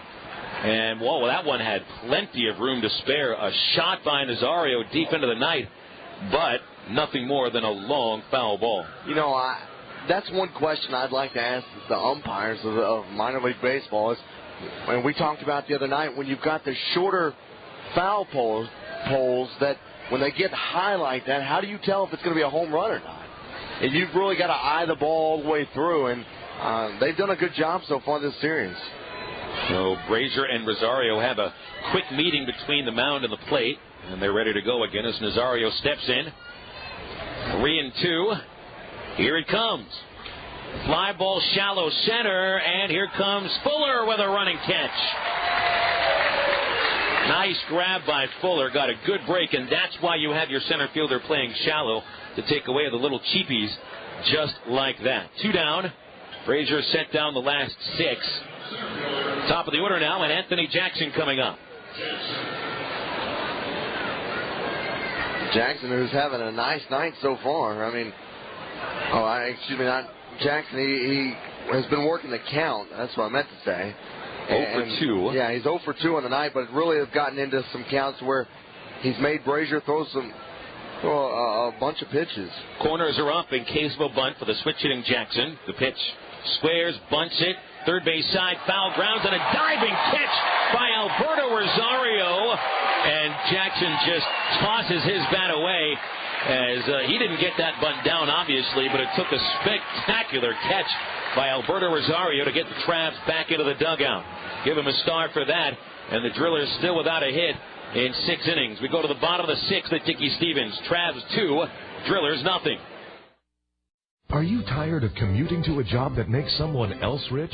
Do you hate spending hundreds of dollars every week on daycare with your children being raised by someone else? With our free information, you can lead a less stressful life, work from home, and start earning money as soon as next week. I was about to be laid off from a company that was going bankrupt. On top of that, I wanted my kids to have mommy care, not daycare. My first month, I made $1,000 part-time. After 90 days, I was home with my children, and for the past 7 years, I've been here for my 3 little girls. I love this business. Go to freedom222.com. Get out of the rat race and start earning great money as soon as next week. I was skeptical. However, I had to get out of corporate America. Both me and my wife were able to quit our jobs and now make over $10,000 a month from home. Go to freedom222.com right now and change your life today. That's freedom222.com. Freedom222.com and start earning great money as soon as next week. Why was that driver in such a hurry? He saw the car in the other lane stop, and he decided to go around it. He wasn't looking for my mom in the crosswalk. I really miss her. Please, look for pedestrians. When a car stops in front of you, slow down and be prepared to stop. Someone may be crossing the street. Think of the impact you can make. A message from the Federal Highway Administration.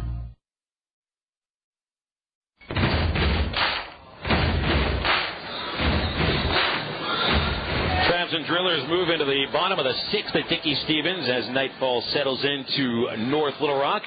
Across the river from downtown Little Rock on a beautiful night. Phil Elson and R.J. Hawk alongside you, and we've got Lance Larkin running things back at Citadel Broadcasting. Travs batting in the 6th. They've got a 2-0 lead. Keith Weezer back on the hill. He's thrown fairly well tonight, but he's served up 7 hits in 5 innings pitched. He's picked off a couple of men. Both runs scored in the fourth. Abel Nieves leads off, 0 for 2 today. Bats third. And the first pitch, Weezer feeds right down the middle, strike one. There is action in the Triller bullpen with Weezer working. His pitch count is up to 86. And the one strike delivery to Nieves misses low. The count goes to 1-1. It's a right-hander getting warmed up in the Tulsa bullpen. And I believe that is Andy Graham, who has started to throw. 1-1 on Nieves. They'll target inside. And the pitch is a slider, bounced high to short. Nazario waits for it to come back down. He throws to first, and Nieves is out.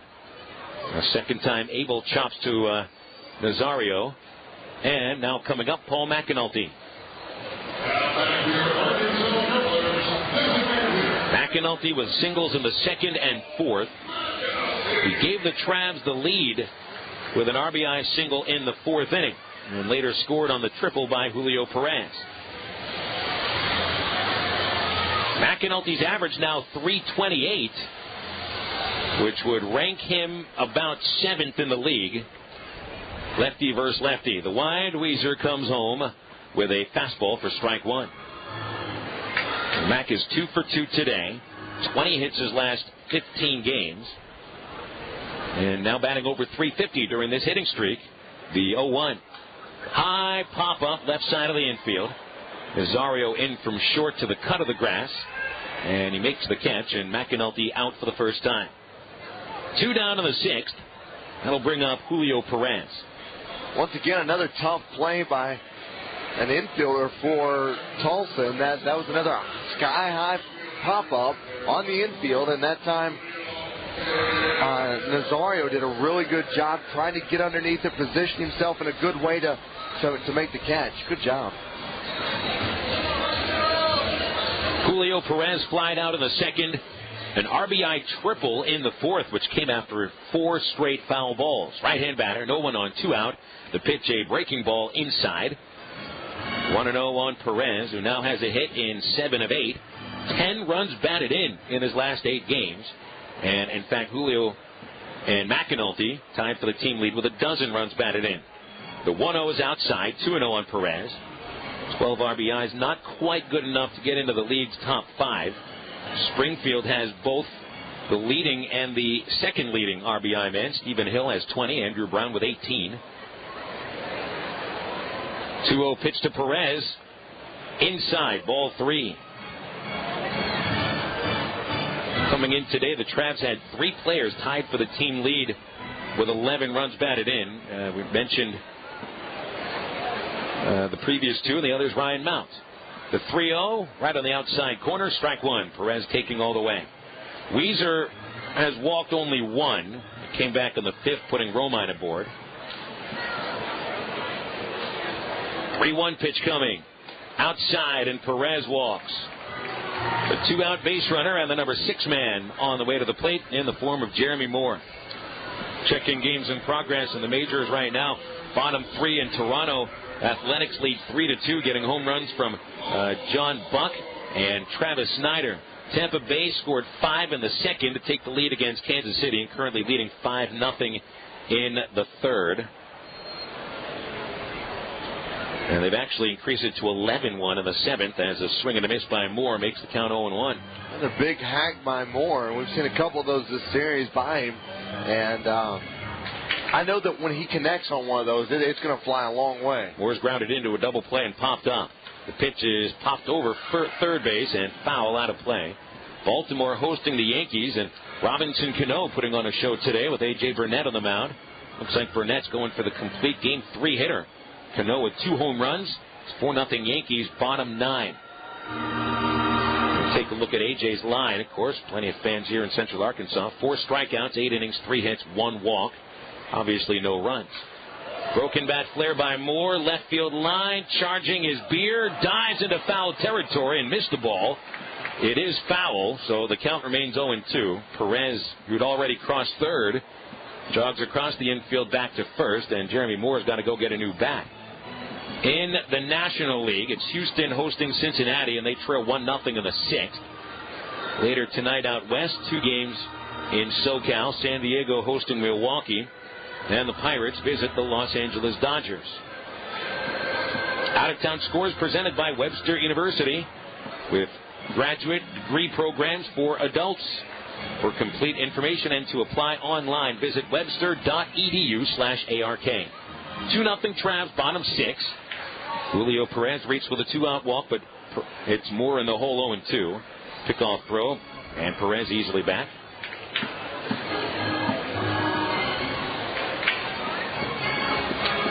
Moore back into the plate.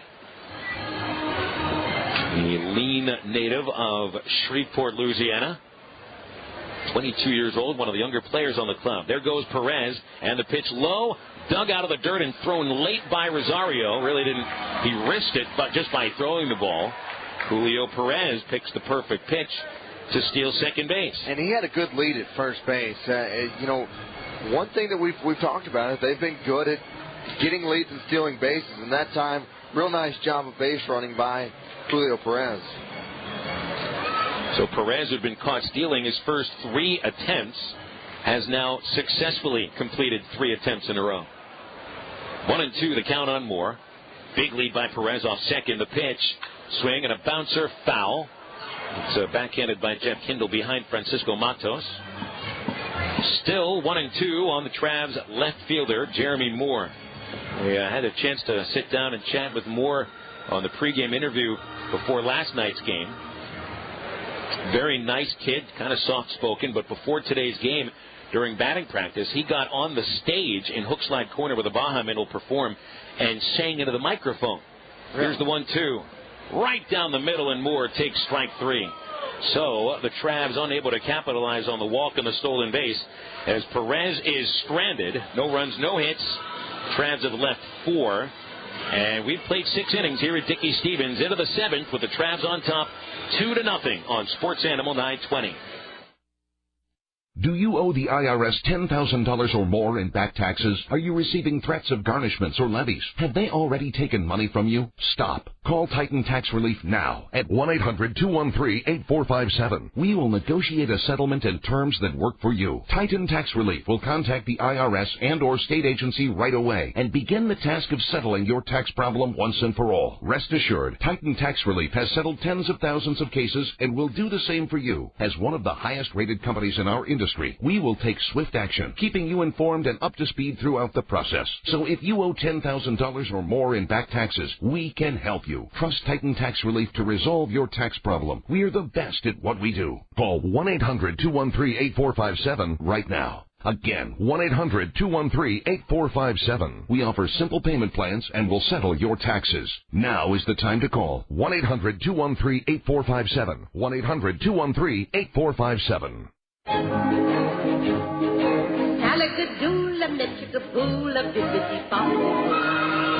You must be your fairy godmother. Yes. It doesn't take a fairy godmother to tell you that the right fit means everything. Good heavens, child.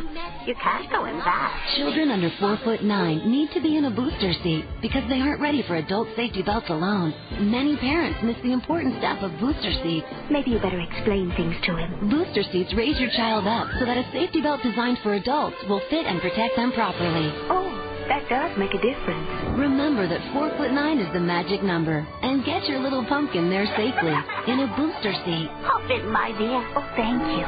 And like Cinderella, you can live happily ever after. It's like a dream. A wonderful dream come true. For more information, visit boosterseat.gov. This has been a message from the U.S. Department of Transportation and the Ad Council. Your hometown sports station, AM 920 KARN Little Rock.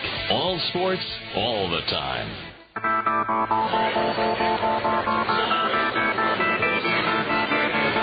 6 innings in the Big Bad scorebook as the Travs take the field leading 2-0.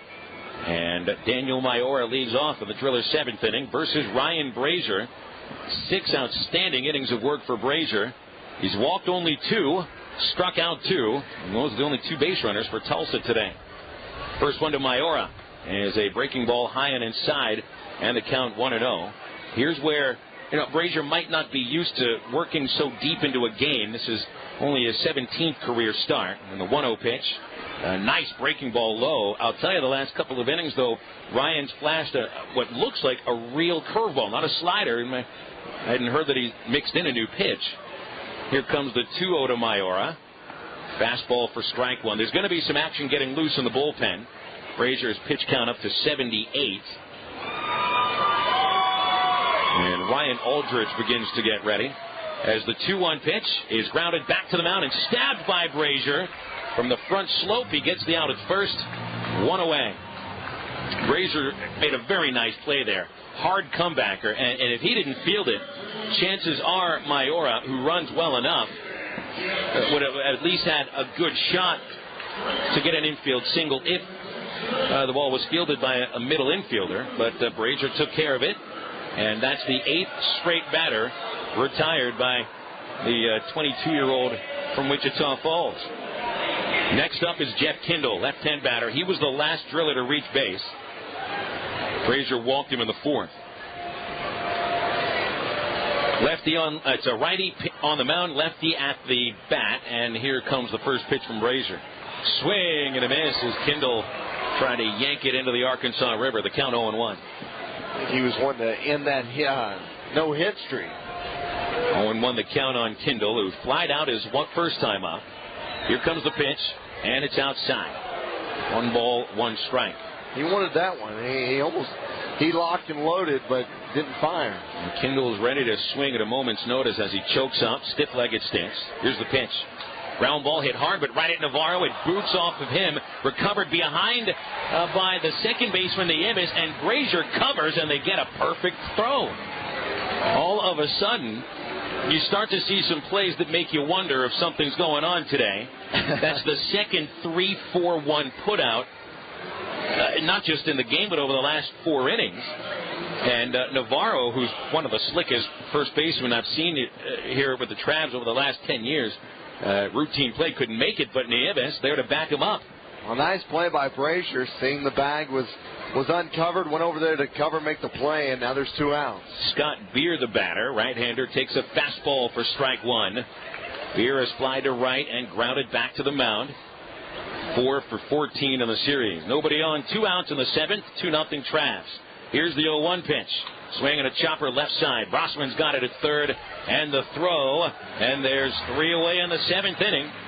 1, 2, 3 go the Drillers as we rise to our feet for the 7th inning stretch at Dickey-Stephens Park. The Travs lead the Drillers 2-0.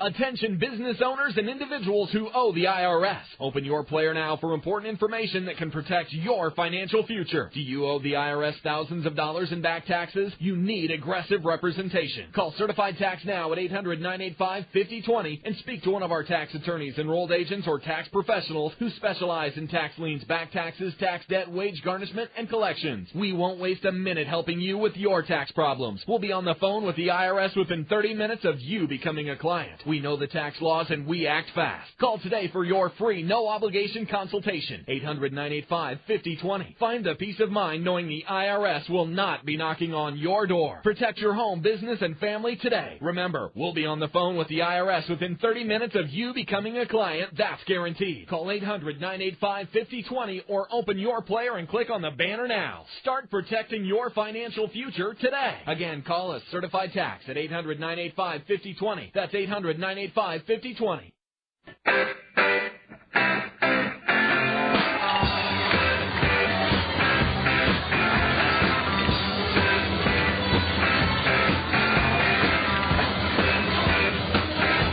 Back here at Dickey-Stephens Park, 6,517, the announced crowd on Bark at the Park night. A beautiful Thursday here in North Little Rock. Travs ahead of the Drillers by a 2-0 score. Tulsa has made a pitching change here, bringing on the big right-hander Andy Graham. Graham makes his second appearance of the series in relief for Keith Weezer.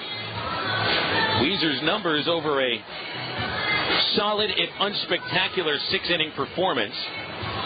2 runs, both earned on 7 hits, 2 walks, 2 strikeouts. Weezer could only be the losing pitcher. RBIs by Paul McAnulty and Julio Perez, both coming in the fourth. And it's the only inning we've seen a run today for either side. And in fact, if you look over to the hit column on the Tulsa side of the scoreboard, you see a big 0. So here's Graham. Right-hander makes appearance number 8 on the season. He's 1-0 with an 11.74 earned run average. Not very pretty numbers, but obviously this early in the season, even one bad performance will ruin a reliever's ERA. And looking under Graham's numbers, he's had 3 lackluster appearances. That's where all his runs come from. Here's Jay Brosman leading off. First pitch to the Travs' third baseman is in for a called strike. Graham's other numbers, he's worked 7 2/3, allowing 10 hit runs, all earned, 15 hits, 6 walks, 7 strikeouts. Brosman 0 for 2 today, as a slider misses outside, and it's 1-1. Brosman grounded out to third base back in the third inning, and really hadn't been able to get the bat on the ball consistently tonight.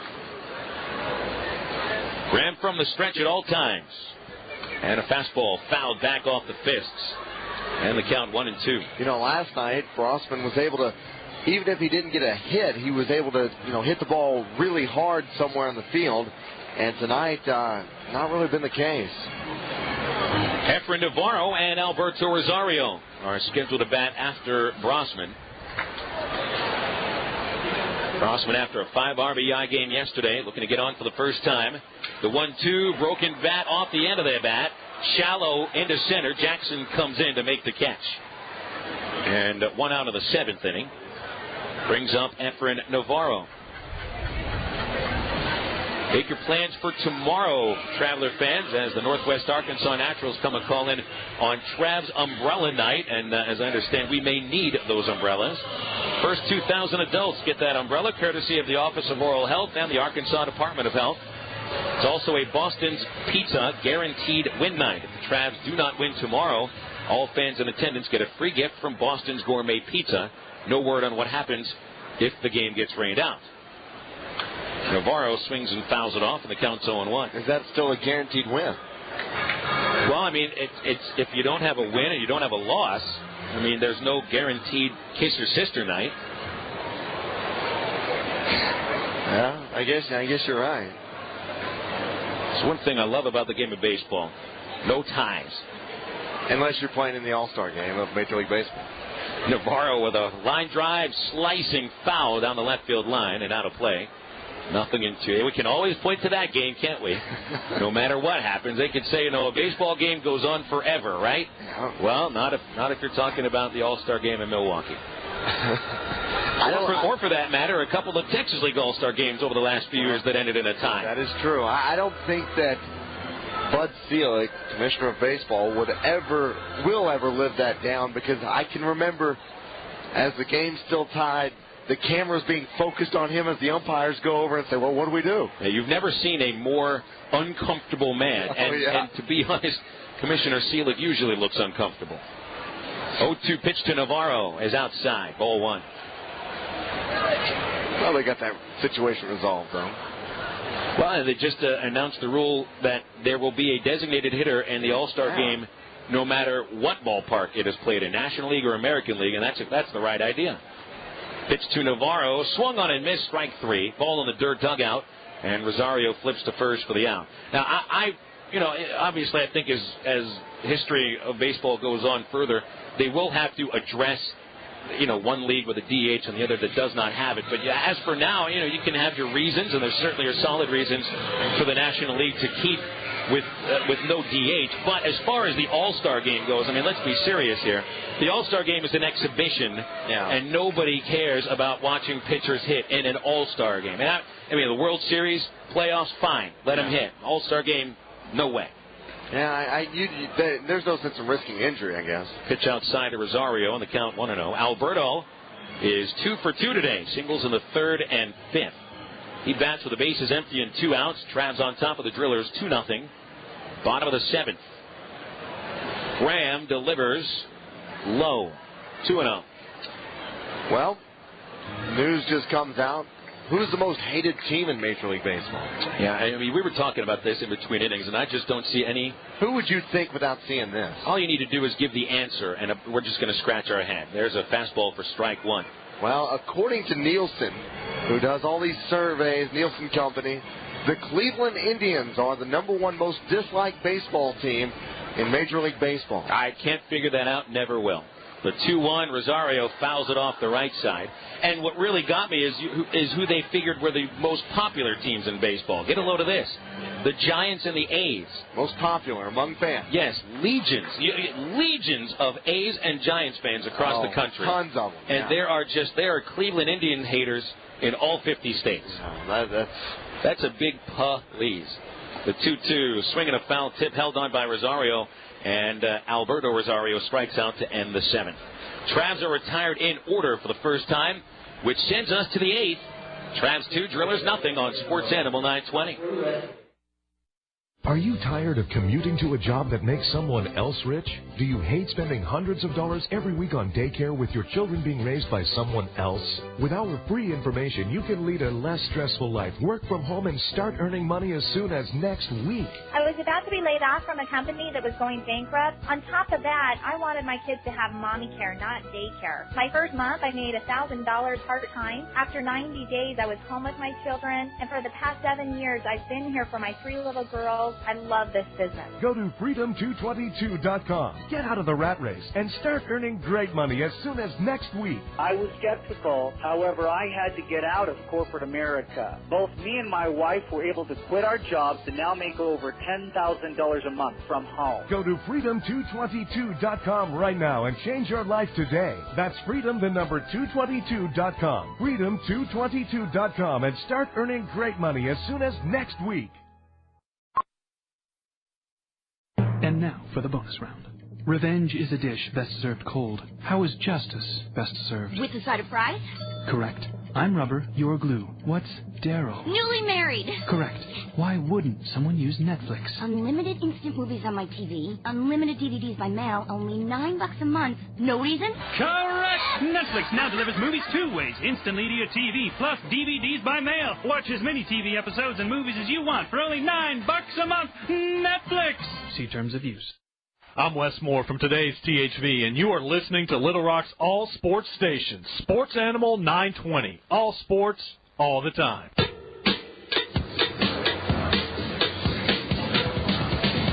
Going into the top of the 8th, Ryan Brasier returns to try to keep the Drillers off the bases, which he has done in all but 1 inning today. Brasier perfect in the 1st, 2nd, and 3rd. 2 walks in the 4th. 1 man caught stealing.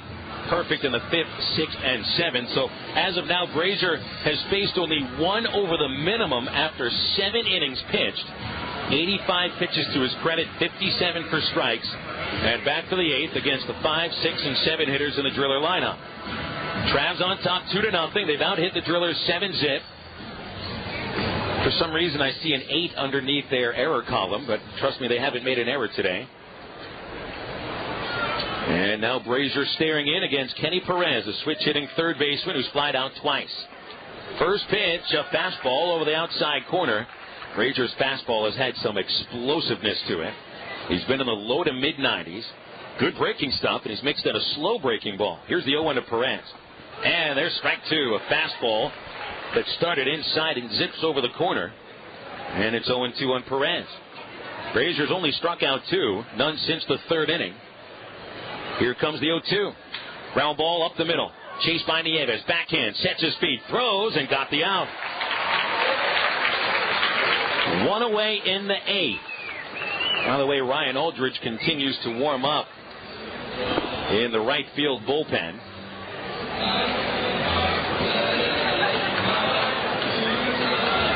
And so if Brasier gets into any kind of trouble, there is somebody ready to come out at a moment's notice. Bobby Magallanes, well, what must be going through his mind right now as he stands in the dugout stairwell watching Brasier. Here's Rosario. The pitch is in the dirt, ball 1. Strikeout in the 2nd, pop up in the 5th. The line for Wheeling Rosario. He had 5 hits the previous 3 games.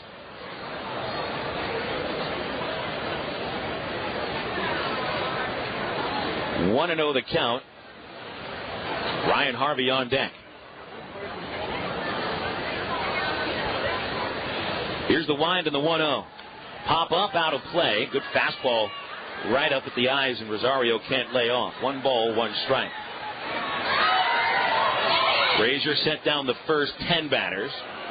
Then after 2 walks in the 4th, which were back-to-back, he has retired 11 in a row. Outfield and infield play the Tulsa catcher straight up. Rosario kicks a little clay out of his cleats. And now Brasier from the windup with a 1-1 pitch. Curveball, strike 2 called, and he really fooled Rosario. He bent back thinking it might hit his shoulder, but that new curveball from Brasier right then zipped to the corner. 1-2 the count.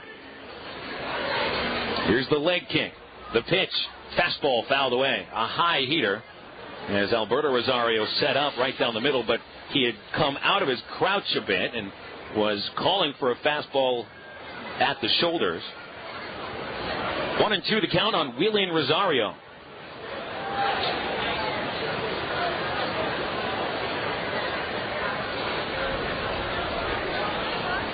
Here's the 1-2. He struck him out swinging. 92 with late life again. 3rd strikeout for Brasier. That's a dozen outs in a row. And Ryan Harvey coming up for the Drillers. Harvey with 2 ground outs to shortstop. 3rd inning and 5th inning. He is 1 for his last 27 as Harvey stands in. 2 outs, bases empty. The wind and the pitch. Fastball right down the middle, and Harvey takes. I tell you, Brasier really doesn't look like there's anything like he just now started the game. The 0-1. Curveball hit in the air to right. It's right at Julio Perez. Can of corn for the 3rd out of the 8th. And that is the end of the Driller 8th inning. Still no hits for Tulsa. We go to the bottom of the 8th. Travs 2, Drillers nothing. Are you tired of showing up to a job every morning that's making someone else rich? Do you hate handing over hundreds of dollars every week to a daycare center where someone else is raising your children? Open your player and click the banner right now, and we will send you free information that will allow you to lead a less stressful life and start earning money as soon as next week. I was about to get laid off from my job. My company was going bankrupt. On top of that, I wanted to raise my own children and not someone at a daycare center. My first month, I made $1,000 part-time. After 3 months, I was at home full-time, and for the past 7 years, I've been here for my 3 little girls. I love this business. Open your player now and click our banner to go to freedom72.com. Get out of the rat race and start earning great money as soon as next week. I was cynical, but I had to get out of corporate America. Both my wife and I are able to quit our jobs, and now we make over $10,000 a month working from home. Open your player now and click our banner to go to freedom72.com right now and change your life today. That's freedom72.com. Freedom72.com, and start earning great money as soon as next week.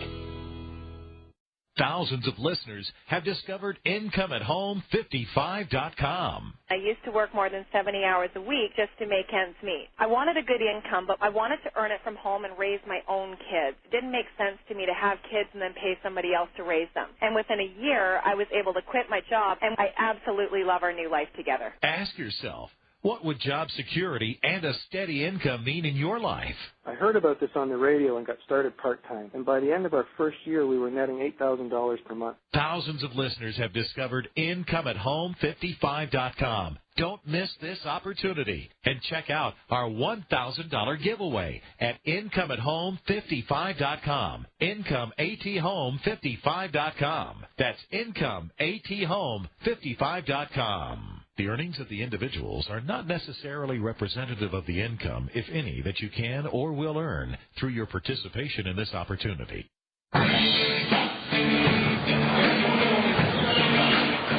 Bottom of the 8th, Travs 2, Drillers nothing. Final chance for the Travs to add to their lead before we will see Ryan Brasier take the hill for the top of the 9th. Bill Elson with you here on the Sports Animal. R.J. Hawk is headed down towards the Travs dugout, ready for a post-game interview.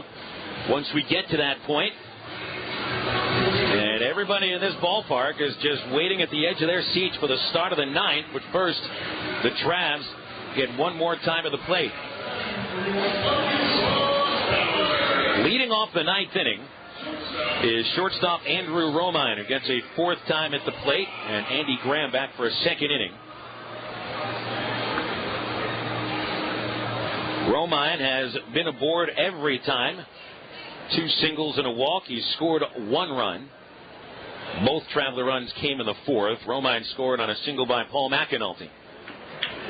First pitch from Graham is high. 1 ball, no strikes. Clay Fuller on deck, followed by Abel Nieves. 1-0 the count on Romine. No back from the left side. And the pitch. That's a high strike, 1-1. Travs with 2 runs, 7 hits, no errors. They've left just 4. Tulsa, no runs, no hits, 1 error, 1 left. The 1-1 pitch to Romine. Tails outside. 2 balls and a strike on Andrew Romine. Travs have won 5 straight. A win tonight puts them at an even 10-10 before the series against Northwest Arkansas. The 2-1 to Romine is high, 3-1. The Naturals are tied with Springfield in the top of the 8th, 2-2. Ernesto Mejia hit his second home run for NWA. 3-1 to Romine, takes all the way, and a strike at the knees keeps him at the plate.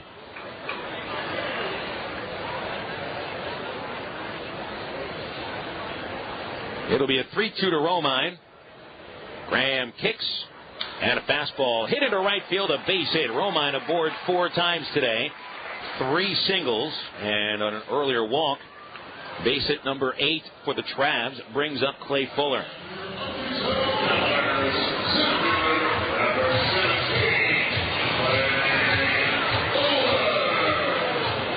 Fuller will also bat left-handed against Graham. His first 3 times up were against the starter and lefty Keith Weezer. Weezer charged with 2 runs in 6 innings. Fuller is 0 for 2 with a sacrifice bunt. Grounded out to shortstop his last time. Romine chased back on a throw from Graham, and he's safe. Travs 2, Drillers nothing, bottom of the 8th. Here's the stretch by Graham with a third baseman in. Runner going. Clay bunts it. Fair, third base side. They'll try to let it roll, and it dies right on the foul line. It's a fair ball, and Romine stops at second while Fuller gets a bunt single.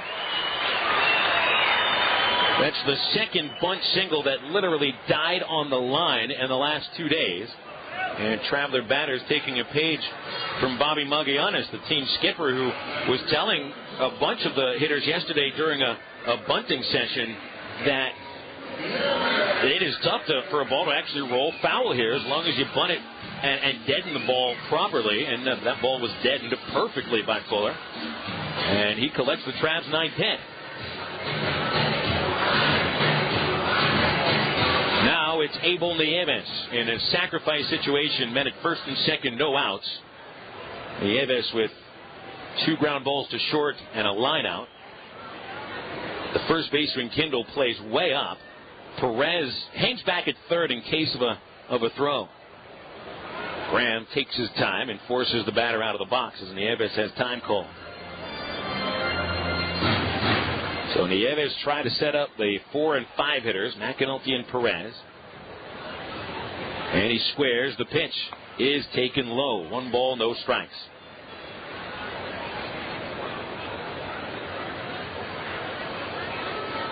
Nieves had a 7-game hit streak snapped yesterday. And without a base hit today.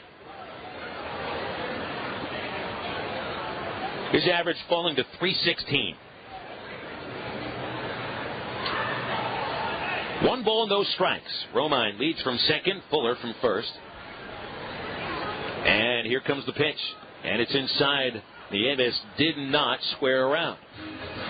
The shortstop was left out to dry, and Nazario came behind the bag and was hoping to get a throw from the mound, which instead went to the plate. But not a pitch that Nieves wanted to swing at. 2-0.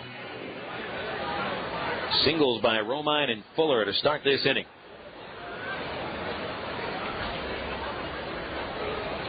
Behind 2-0, Graham throws to Nieves, and he takes inside. That's close. Ball 3. And just like the last pitch, Nieves did not show bunt.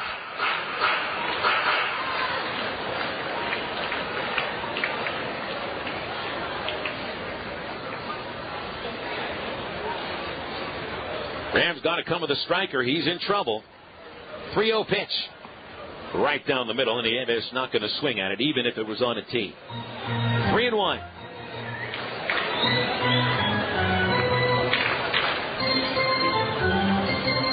Over 6,000 on hand for Bark in the Park night, and most of them sticking around to watch what could be a very memorable ninth inning. The 3-1, runners go. Nieves swings and grounds it through the left side, a base hit. That scores Romine. Fuller heads to third and stops, and the Travs lead 3-0 on an RBI single by Abel Nieves. Talk about crossing him up. After faking bunt his first pitch, Nieves on hit and run singles Romine home. RBI number 3 for Nieves. Romine scores twice today, and the pressure still on Andy Graham. 3-0 Travs, no outs and runners at the corners. Ron Gideon out of the Driller dugout. He's got a pitcher warming up in the bullpen. It looks like he's making a change.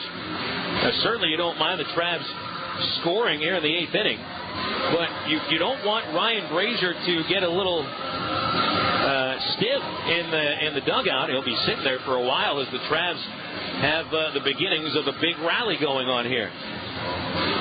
We'll step aside for an AT&T Real Yellow Pages call to the bullpen. Always choose the book that Little Rock and North Little Rock rely on to have more complete ads and up-to-date listings than any other book. The AT&T Real Yellow Pages. No other book is more complete or up-to-date. Choose the right book every time. The AT&T Real Yellow Pages. Travs 3, Drillers nothing. Back after 1 minute on Sports Animal 920. To get the word out on your business, you might consider hitting the streets in a chicken costume. What is it about the feathers and floppy orange feet that makes people more open to taking those flyers off your hands? The answer is pity and not an interest in what the flyer you're handing out is actually selling. Not so with what your ad in the AT&T Real Yellow Pages is selling, because nothing can beat its power to reach potential customers at the exact moment they're trying to reach you.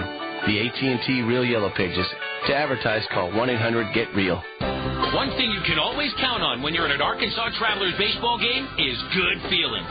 What's not to feel good about? The Travs return home April 26th through May 3rd for 8 games at Dickey-Stevens Park. Bring your dog out for Bark in the Park Thursday, April 29th. Then it's Travs Umbrella Night April 30th and Kendry Morales T-shirt night Saturday, May 1st. Feel good with a $6 adult ticket. Kids just $3.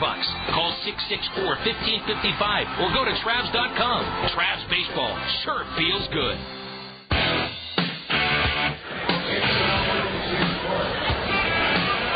Drillers make the second pitching change of the night, bringing Nick Bierbrot out from the bullpen to make the appearance. Relieving Andy Graham, who went 1 inning and faced 3 batters in the 8th. Graham charged with 1 run on 3 hits, struck out 2, and responsible for 2 men on base. 3-0. Travs lead Tulsa, bottom of the 8th. Even with the Travs rallying here, the anticipation of the ballpark is to watch the top of the 9th inning. Ryan Brasier, the Travelers starter, 3 outs away from history. And yet a lot of people still making their way towards the beer garden, anticipating not just something that you just rarely see in the game of baseball, but also a post-game concert by the world-famous Baja Men.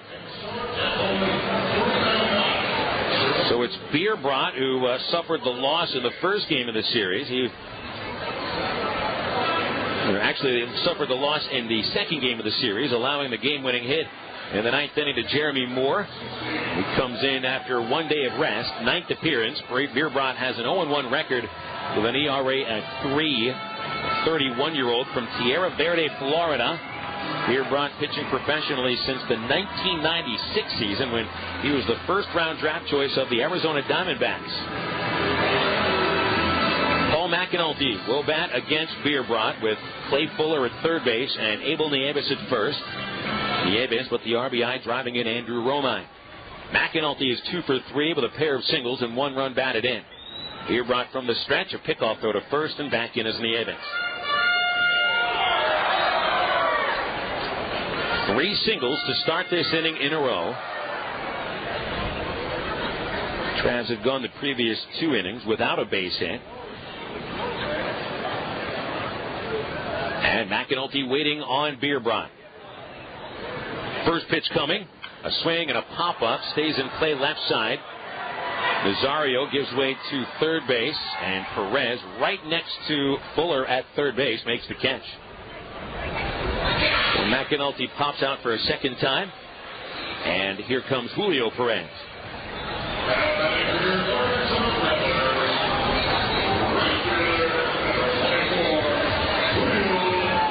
Julio Perez continues to pound the ball. Drove in his 10th run of the last 8 games. Tripling home McAnulty in the 4th. It's his only hit today, but Perez also walked and stole a base in the 6th inning. Perez up to the plate. Right-hand batter from the Dominican Republic. Infield shortens up. They'll look for 2. Fuller from third. Nieves from first. The stretch, and Bierbrot throws the pitch. It's a foul right back off a fastball. Perez reaching, and the count 0-1.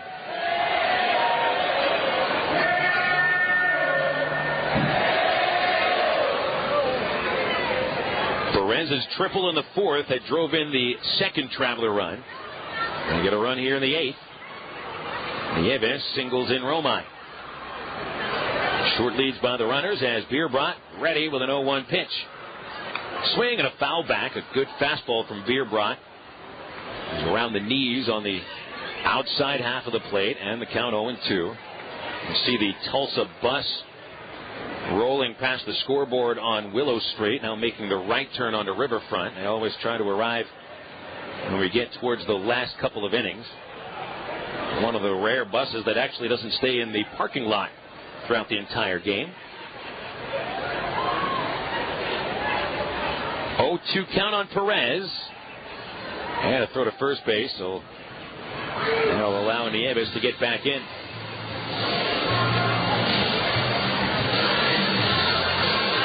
You get the sense the Drillers are at least trying to slow this inning down a bit, and maybe trying to slow it down to try to keep Ryan Brasier from staying in the rhythm which he's been in all day long.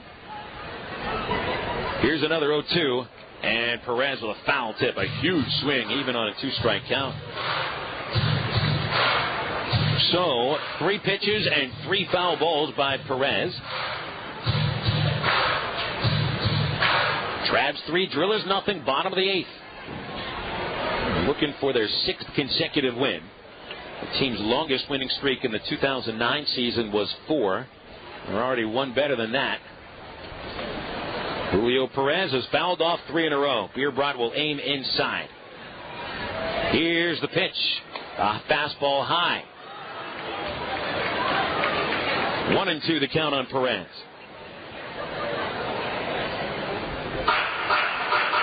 Brasier, a Texas leaguer for a couple of different teams. Pitched for El Paso, parts of the 99, 2000, and 2001 seasons. Spent a year in the Texas organization and made 5 appearances at Frisco in the 2004 season. Here's the 1-2 pitch, and it's chopped foul by Perez. Still a 1-2 count.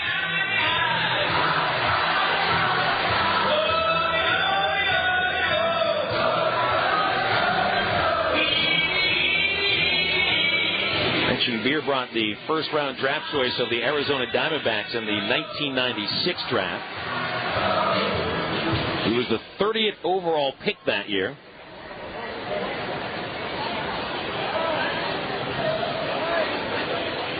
It'll be a 1-2 to Perez, but a throw to first instead, and that allows Nieves back in.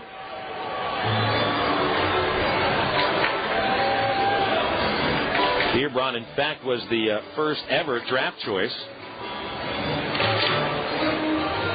by the Diamondbacks. Looking through the 95 draft, they did not have a player drafted. The Diamondbacks first played in '98. So Beer brought their first ever selection in the draft. 1-2 the count. And the pitch to Julio. Outside. Wouldn't chase it. 2-2.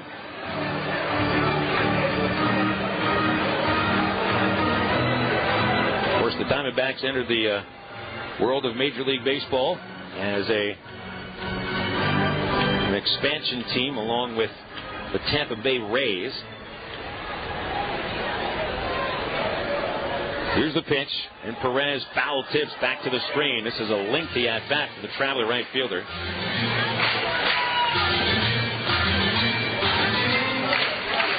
The Rays' first pick was Paul Wilder, an outfielder from Cary, North Carolina, who never made it to the majors. Bierbrot appeared in 8 games in the major leagues, trying to fight his way back at the age of 31.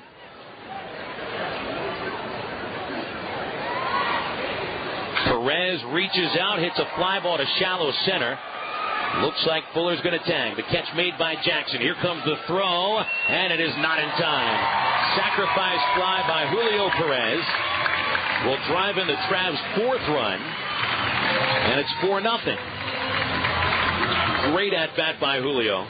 He got a pitch he could drive in the air and ends up with his 2nd RBI of the day, and he now stands alone as the team leader with 13 runs batted in.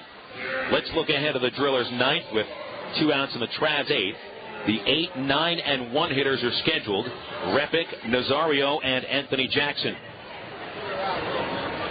4-0 Travs. They've out-hit Tulsa 10-zip. Jeremy Moore is 0 for 3. Left-hand batter, a man at first as he swings and misses. And Bierbrot gets ahead. Nobody warming up in the bullpen right now for the Travs. Ryan Aldridge was getting loose. And you get the sense that should the Drillers get a base hit in the 9th inning, then Aldridge will get the call. Brasier is going to go out for the 9th. Here's the 0-1.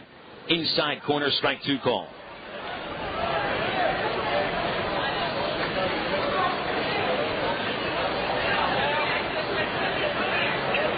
Nothing into the count. Moore has grounded into a double play, popped up and struck out. Each of his at-bats have been the last of the inning. The stretch, and Bierbrot's 0-2 pitch outside. 2 runs here in the 8th inning, both charged to Andy Graham. RBI single, Abel Niemes drove in Andrew Romine. Sacrifice fly, Julio Perez brought in Clay Fuller. Now Nieves, the man at first. 1-2 the count on Moore as he hits it in the air down the left field line. Beer in fair territory, able to make the catch close to the fence, and the side retired. So the Travs scored twice in the 8th on 3 hits, leaving 1. And we go to the 9th inning, where Ryan Brasier will try to complete this ball game. He has not allowed a hit in 8 innings. 4-0 Travs. Go to the 9th on Sports Animal 920. And now for the bonus round. Pandora has a box. What does Fred have? Change for a 20. Correct. Cat got your tongue. Who's got your back? Detective Flanagan. Correct. All right. What's the newest way Netflix delivers movies? That's easy. Instantly. Right to your TV. Correct! Netflix now delivers movies 2 ways. Instantly to your TV, plus DVDs by mail. Watch as many TV episodes and movies as you want for only $9 a month. Netflix!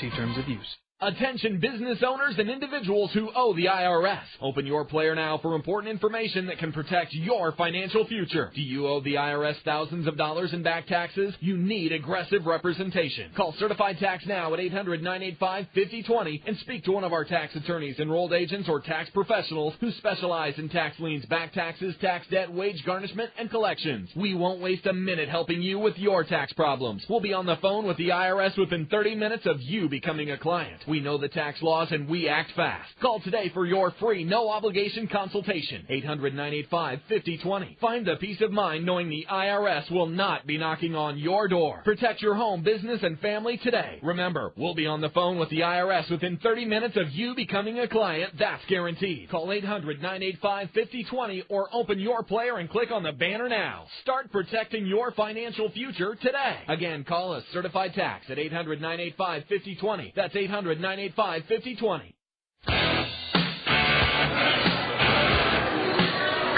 Into the ninth inning we go. Ryan Brasier facing Matt Repick. 4-0 Travs. Drillers with no hits. As Brazier's first pitch low.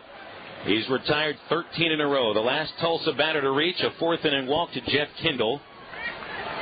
The 1-0 to Repick. Fastball strike from Brasier. 1-1. Brasier comes into the inning with 95 pitches thrown. Repick is tapped to the mound and fly to right. The pitch. Curveball inside.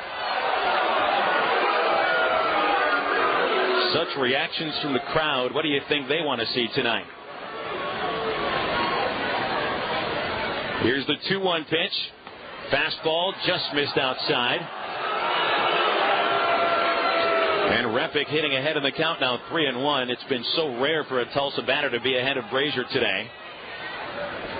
Here comes the 3-1 pitch.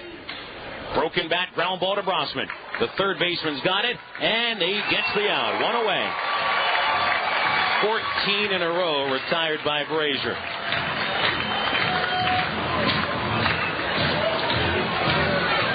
Just in case, Ryan Aldridge is warmed up in the bullpen. It's the second inning. He is on the mound in the pen. And I'm certain that Aldridge is hoping he doesn't have to come on. Now Radimus Nazario stands in. He's 0 for 2. A strikeout and a fly ball to center. The pitch. Fastball just low. Nazario hits 167 coming to this at-bat. Right-hand hitter. And the 1-0 pitch on the way. There's a strike on the inside corner. The count 1-1.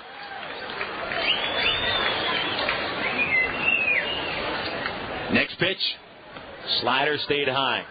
Brazier's lost a little bit of the sharpness on his breaking stuff. Fastball still moving well. Remains in the low 90s. The 2-1. Ball 3. A fastball high. Nazario came the closest to a hit for the Drillers with a drive in the 6th inning that went over the fence but foul in left field. And it was close. Here's the 3-1. Swing and a foul over first and out of play. And they count full. They have to be listening in over in Wichita Falls, Ryan Brazier's hometown. Are you even sitting down in Wichita Falls? No way. 3-2 pitch. Popped it up. Shallow right center. Abel Nieves calls it at second base. Gives way to the right fielder, and Julio Perez makes the catch. There's 2 outs in the 9th inning. And everybody at Dickey Stevens Park will get to their feet.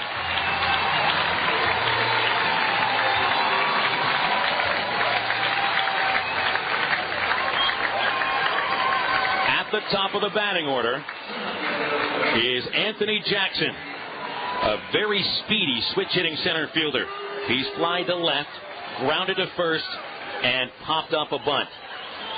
He'll bat left-handed against Brasier. Jackson is hitting 177 coming into this at-bat. 4-0 Travs, 9th inning. No hits for Tulsa. 2 down. The wind and the pitch is just outside.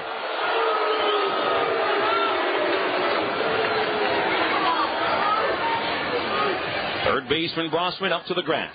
Outfield is shallow all the way around. The 1-0. Strike, Anthony.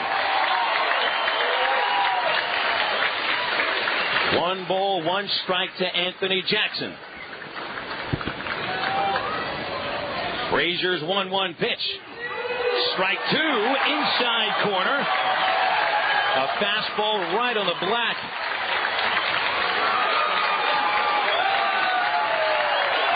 '22-year-old Ryan Brasier winds and deals the 1-2. Fouled back into the screen. A fastball high. Jackson almost came out of his shoes swinging for it.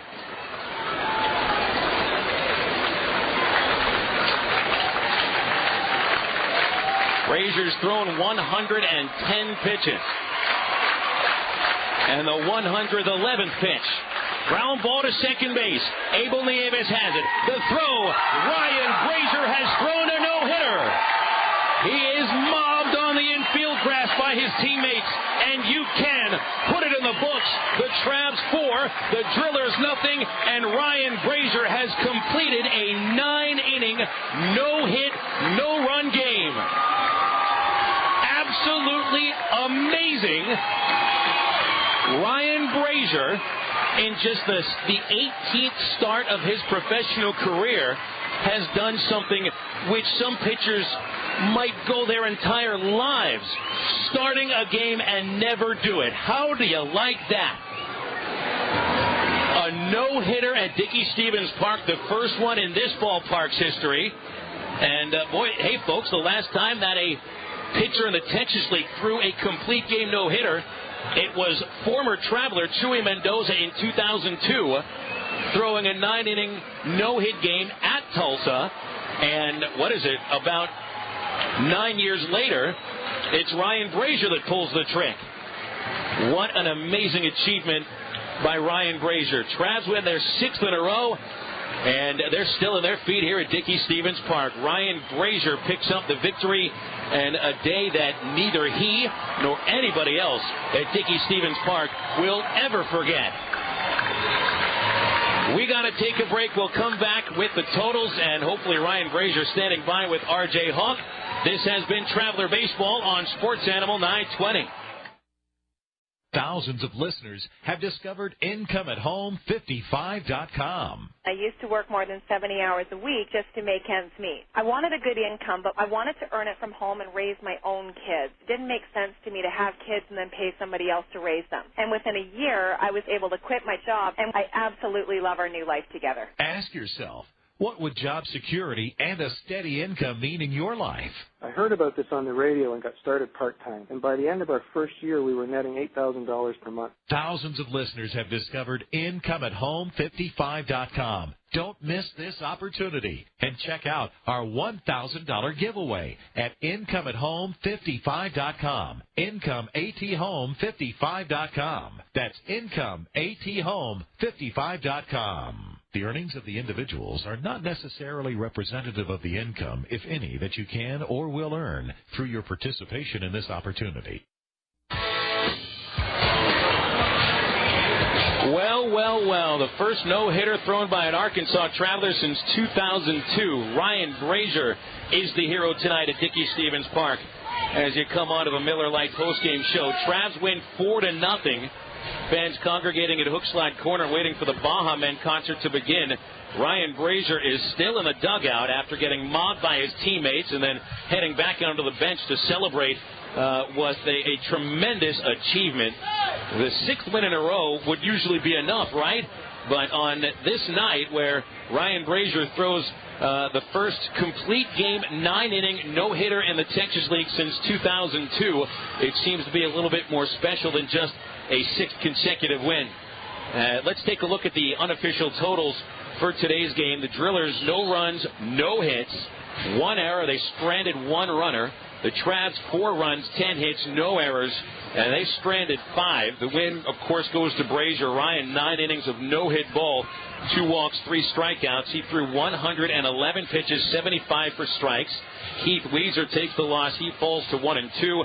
The time of game was 2 hours, 28 minutes. Attendance 6,517. And right now, R.J. Hawk is on the field with Ryan Brasier. Take it away, R.J. Hey, Ryan, we are here with the new no-hit Ryan Brasier. And, Ryan, I'm just going to go ahead and lead with it. How's it feel? Feels awesome. I can't even explain. I'm speechless. You know, I don't even know what to say. You know, Phil and I, when we started the broadcast tonight, we talked about your routine, about how you go about a game, what you do as far as how you kind of prepare for a game. Do you prepare for a moment like this at all, at any point in your routine? No, you can't. I mean, you always want to go as far into the game as you can and do the best you can, but I don't think there's anything you can do to prepare for something like this. It's indescribable. There in the 9th inning, you get 2 quick outs. That last one, you kind of took a deep breath. What'd you say to yourself to prepare for that 3rd out? Just try to throw a strike, make a quality pitch, and see what happens. Just don't really think about it and just let it go. your fastball tonight really, it seemed like it was working good. You were working the outside part of the plate, came back inside, and then we saw a curveball that was working really good. Are you new with that curveball? No, I'm not new with it. You know, I've been working on it real hard in the bullpens and stuff. It hadn't been there for me the first couple of starts this year, but it feels good to have it back. This team, 6 in a row now. Between the pitching, the hitting, the base runnings, you guys are doing it all right now. What's been the key to success? Heck, man, I don't know. Your guess is as good as mine. You know, we've been out here working hard every day. We got a little losing streak, and everybody kind of just said that's enough, and decided to put an end to it and start winning. So it feels really good to get run off this many in a row. Ryan, you missed the water bath just a minute ago. I think I got more of it than you did, but I tell you need to go back and celebrate with your guys tonight. Congratulations. Thank you very much. Have a good one. Bill, I tell you, no hitter, you don't see that very often, and in a situation like that, Ryan just speechless.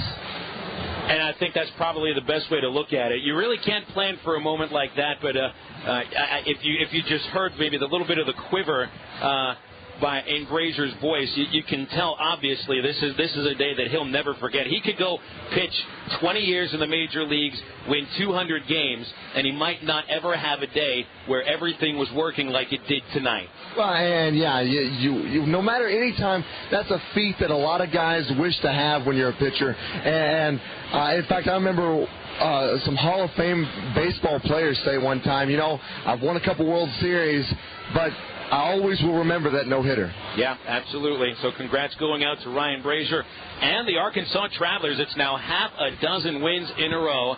Let's come back after the break. We'll go through some of the highlights. The Travs win it 4-0, and Ryan Brasier with the no-hitter at Dickey-Stephens Park. Back after the break on Sports Animal 920. Are you tired of showing up to a job every morning that's making someone else rich? Do you hate handing over hundreds of dollars every week to a daycare center where someone else is raising your children? Open your player and click the banner right now, and we will send you free information that will allow you to lead a less stressful life and start earning money as soon as next week. I was about to get laid off from my job. My company was going bankrupt. On top of that, I wanted to raise my own children and not someone at a daycare center. My first month, I made $1,000 part-time. After 3 months, I was at home full-time, and for the past 7 years, I've been here for my 3 little girls. I love this business. Open your player now and click our banner to go to freedom72.com. Get out of the rat race and start earning great money as soon as next week. I was cynical, but I had to get out of corporate America. Both my wife and I are able to quit our jobs, and now we make over $10,000 a month working from home. Open your player now and click our banner to go to freedom72.com right now and change your life today. That's freedom72.com. Freedom72.com, and start earning great money as soon as next week. Are you tired of commuting to a job that makes someone else rich? Do you hate spending hundreds of dollars every week on daycare with your children being raised by someone else? With our free information, you can lead a less stressful life, work from home, and start earning money as soon as next week. I was about to be laid off from a company that was going bankrupt. On top of that, I wanted my kids to have mommy care, not daycare. My first month, I made $1,000 part-time. After 90 days, I was home with my children, and for the past 7 years, I've been here for my 3 little girls. I love this business. Go to freedom222.com. Get out of the rat race and start earning great money as soon as next week. I was skeptical. However, I had to get out of corporate America. Both me and my wife were able to quit our jobs and now make over $10,000 a month from home. Go to freedom222.com right now and change your life today. That's freedom222.com. Freedom222.com, and start earning great money as soon as next week.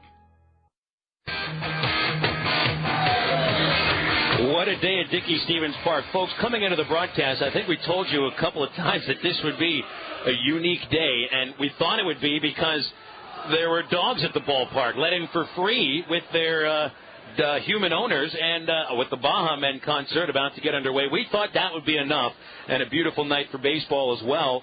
But, folks, it is a unique day for a much, much different reason. The Arkansas Travelers starting pitcher Ryan Brasier, just the 18th career start. He throws a 9-inning complete game no-hitter as the Travs blank Tulsa 4-0. History made today. The first no-hitter at Dickey-Stephens Park, and there haven't been many no-hitters in the Texas League of late.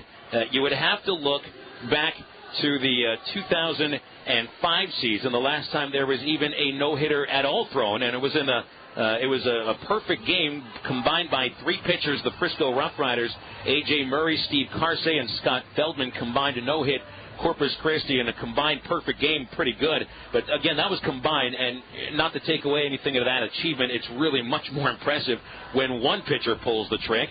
And the last time that a Texas League pitcher threw a 9-inning complete game no-hitter, it was Chuy Mendoza back in the 2002 season, May 13th on a Monday afternoon at Tulsa, a day I'll never forget. And I called that game. It was Mendoza making his second spot start of the season. He no-hit the Drillers in a game that was very much like this one. And what makes the two no-hitters somewhat alike is there aren't any defensive plays that stand out. I don't think there were any plays that, quote-unquote, saved the no-hitter. The best defensive plays were by the second baseman Nieves backing up his first baseman Navarro on a couple of balls that got off of his glove. Also a diving catch of a foul bunt by Alberto Rosario. But other than that, everything was as routine as it possibly could have been. Brasier gets 11 outs on the ground, 11 outs in the air. He struck out 3. There was one man caught stealing. And he finishes with 111 pitches, 75 for strikes as we get to the game recap here. And the Travs got ahead in the fourth inning against Keith Weezer, getting a leadoff single from Andrew Romine. And after that, a sacrifice bunt by Clay Fuller moved Romine up. With 2 outs, Traveler leader Paul McAnulty strides to the plate. As the 2-1 swung on, drilled out to right center field, and that's going to be in there for a base hit. That'll score a run as Romine will come in to score, and McAnulty's going to get a single. They left the fastball up. The fastball left up there for McAnulty. He crushed it, and that put the Travs on top 1-0. Then Julio Perez batting with a 2-1 count, fouled off 4 consecutive pitches before ripping a line drive to the gap in left center that we know as the National Park. It rolled 415 feet away from the plate all the way to the fence, and McAnulty scores from first on the first triple of the year by Perez. So the Travs were on top 2-0 at that point, and the Drillers did not have a base runner out of the first 10 batters. Brasier set them all down before issuing a 1-out walk to Daniel Mayora in the fourth. Jeff Kindle was at the plate after that, and Mayora tried to steal second base, but he was pegged by Alberto Rosario. Kindle would then walk, and Brasier then induces a weak tapper to the mound by Scott Beer to end the fourth inning. Well, little did the Drillers know they would not get another man on base as Brasier retires their last 16 batters. The Travs would score a couple more runs in the eighth inning. They got a leadoff single by Andrew Romine against Andy Graham, then a bunt single by Clay Fuller, and an RBI single by Abel Nieves to drive Romine home. Nick Beer brought relief and allowed the sacrifice fly by Julio Perez, which scored Fuller. So then you go to the top of the ninth, and obviously everybody in the ballpark knew what was at stake. Yet you felt good about the possibility of the Travs at least holding on to a 4-0 lead in the ninth. But the questions were, would Ryan Brasier wear down after already going over 100 pitches in just his 18th career start? The answer to that question was a resounding no, because he induces a weak ground ball by the third baseman Repic as the leadoff batter. Then Radimus Nazario with a fly ball into shallow right caught by Julio Perez. And Brasier very quickly got ahead of Anthony Jackson before ending the game with this. Brazier's thrown 110 pitches. And the 111th pitch. Ground ball to second base. Abel Nieves has it. The throw. Ryan Brasier has thrown a no-hitter. He is mobbed on the infield grass by his teammates, and you can put it in the books. The Travs 4, the Drillers nothing, and Ryan Brasier has completed a 9-inning, no-hit, no-run game. Simply spectacular to see the scene on the field as Brasier was just mobbed by everybody out of that dugout. I mean, every coach, the manager, Bobby Magallanes, roving pitching instructor Kernan Ronan is here to watch Brasier throw the no-hitter. And, boy, what a scene to watch as the Travs celebrated with their teammate on the field. It is an individual accomplishment, no doubt, but there is a lot of teamwork behind a no-hitter. And although Ryan Brasier's name goes into the record books, this is a team effort, of course, and a great job done today by everybody in the Traveler lineup, especially defensively. All those plays, RJ, were routine. I don't remember one play that stands out except for possibly the diving catch by Rosario on a popped-up bunt, which would have landed foul. But if you look back to the plays, I mean, everything was pretty much routine. Well, and not only did he throw the no-hitter, I do want to point out a couple plays. Those two plays where Brasier had to cover first base, when the bag was unoccupied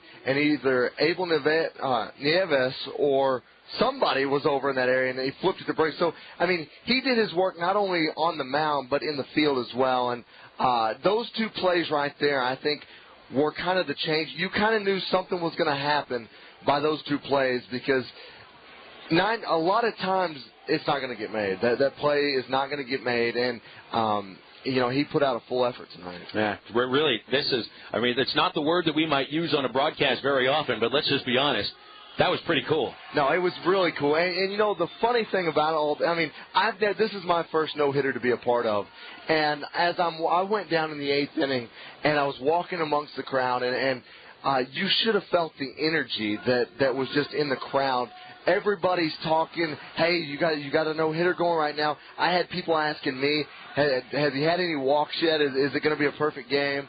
I think with the crowd that was here, the energy level was just at an all-time high. Yeah, and nice to see a performance like that in front of a big crowd as well. 6,517 paid to be here to watch history as Ryan Brasier throws the first no-hitter in the Texas League, the first 9-inning complete game no-hitter in this circuit since the 2002 season. Final score again, Travs 4, Drillers nothing. We're back to take a look at the other scores around the majors, the Texas League and the Angels Farm System on the Miller Lite postgame show, which continues after this on Sports Animal 920.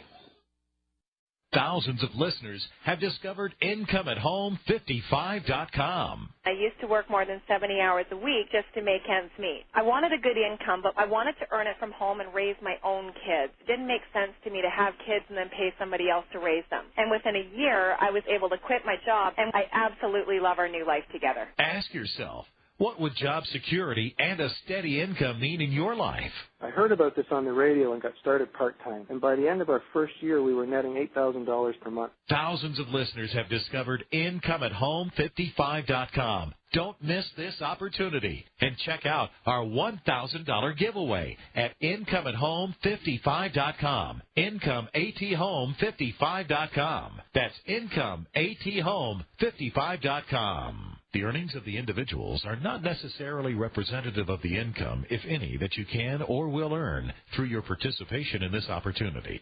These days, you can't afford to be wasting time or money, especially in business. That's why I stopped going to the post office and started using Stamps.com. Now I print real U.S. postage for all my letters and packages using just my computer and printer. There's no need for expensive postage meters.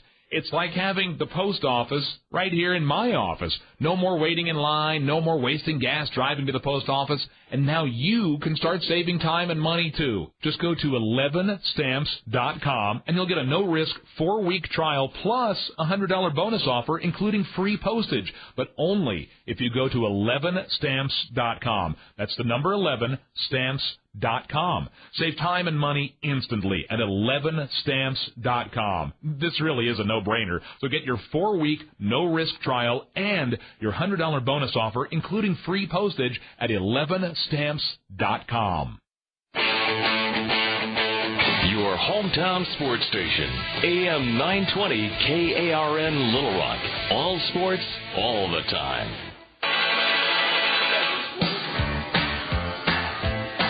Let's take a look at the other games around the major leagues and the Texas League plus the Angels Farm System on the Webster University out-of-town scoreboard. Of course, the game here in North Little Rock where Ryan Brasier pitches the Travs to a 4-0 shutout. Brasier completes the 9-inning no-hit game and picks up his second win of the year. The Travs have now won 6 in a row.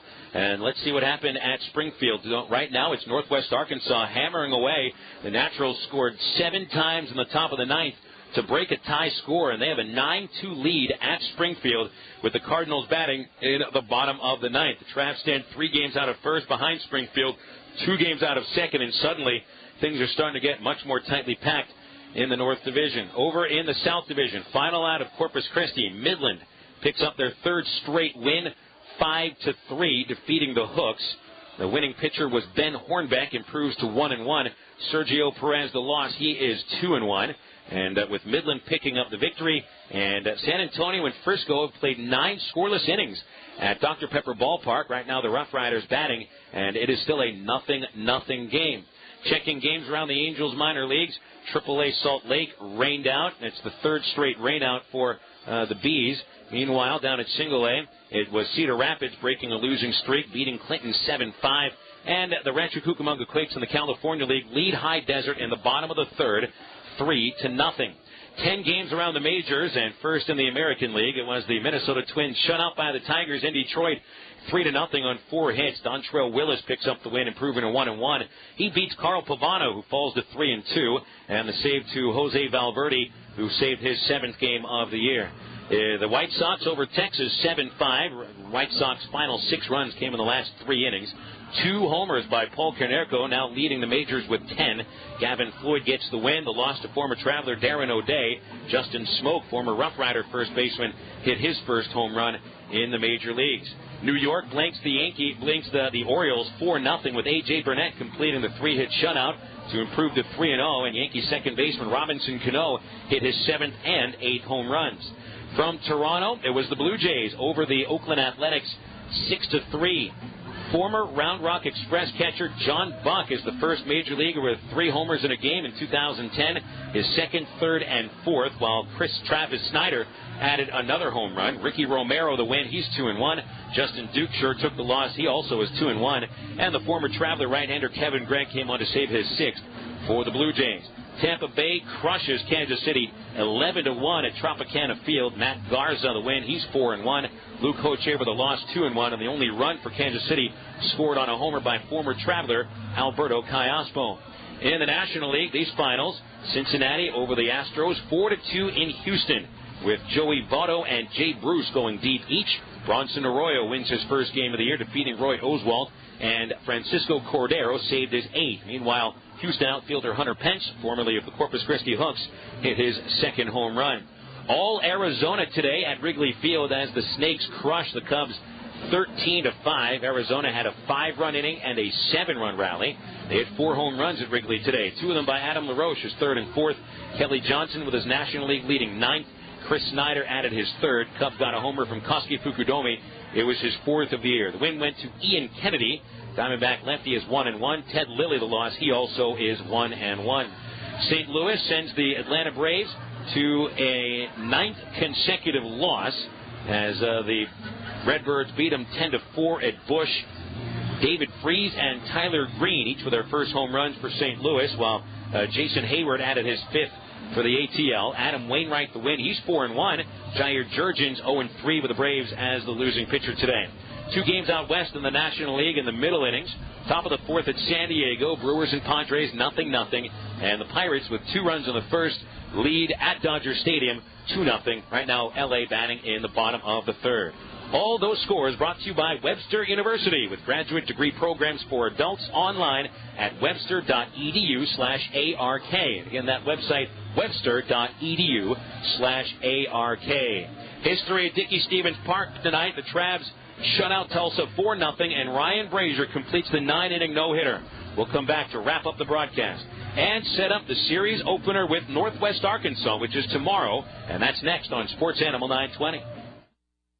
Do you owe the IRS $10,000 or more in back taxes? Are you receiving threats of garnishments or levies? Have they already taken money from you? Stop. Call Titan Tax Relief now at 1-800-213-8457. We will negotiate a settlement and terms that work for you. Titan Tax Relief will contact the IRS and or state agency right away and begin the task of settling your tax problem once and for all. Rest assured, Titan Tax Relief has settled tens of thousands of cases and will do the same for you. As one of the highest rated companies in our industry, industry. We will take swift action, keeping you informed and up to speed throughout the process. So if you owe $10,000 or more in back taxes, we can help you. Trust Titan Tax Relief to resolve your tax problem. We're the best at what we do. Call 1-800-213-8457 right now. Again, 1-800-213-8457. We offer simple payment plans and will settle your taxes. Now is the time to call. 1-800-213-8457. 1-800-213-8457.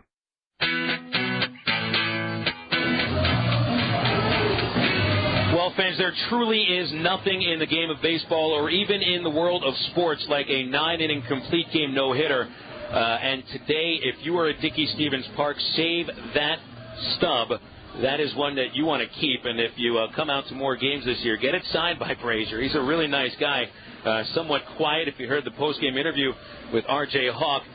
Not an overly emotional fellow, but he was short of words. And sometimes on an accomplishment like that, there really are no words to describe the way that he must have felt.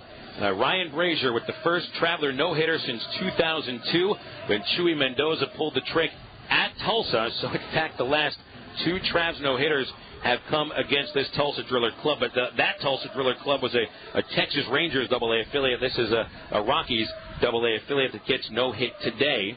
The official totals have come through. The Driller numbers, no runs, no hits, 1 error. They left 1. The Travs, 4 runs, 10 hits, no errors with 5 men left. Brasier, 9 innings, no hits, 2 walks, 3 strikeouts. Brazier's 2-1. Keith Weezer, the loss. Pitched fairly well, 2 runs, 7 hits, 6 innings. Weezer 1-2. 2 hours, 28 minutes with 6,517 watching the game here at Dickey-Stephens. That's 6 wins in a row for the Arkansas Travelers. Now a record of 10-10 on the year. So after losing 6 straight, they've won half a dozen straight. Tulsa now losing 7 of 8 after getting swept here at Dickey-Stephens, and the Drillers fall to a league low 6-14 record. Well, the Drillers head to Springfield next. The Travs have the Northwest Arkansas Naturals coming to town tomorrow to begin a 4-game series here at Dickey-Stephens Park. It'll be a 7:10 first pitch with a Travs umbrella given away to the first 2,000 fans, courtesy of the Office of Oral Health, the Arkansas Department of Health, and Fox 16. You very well may need that umbrella because they're calling for 80% chance of rain. But do not fret, fans, because it always drains at Dickey-Stephens Park.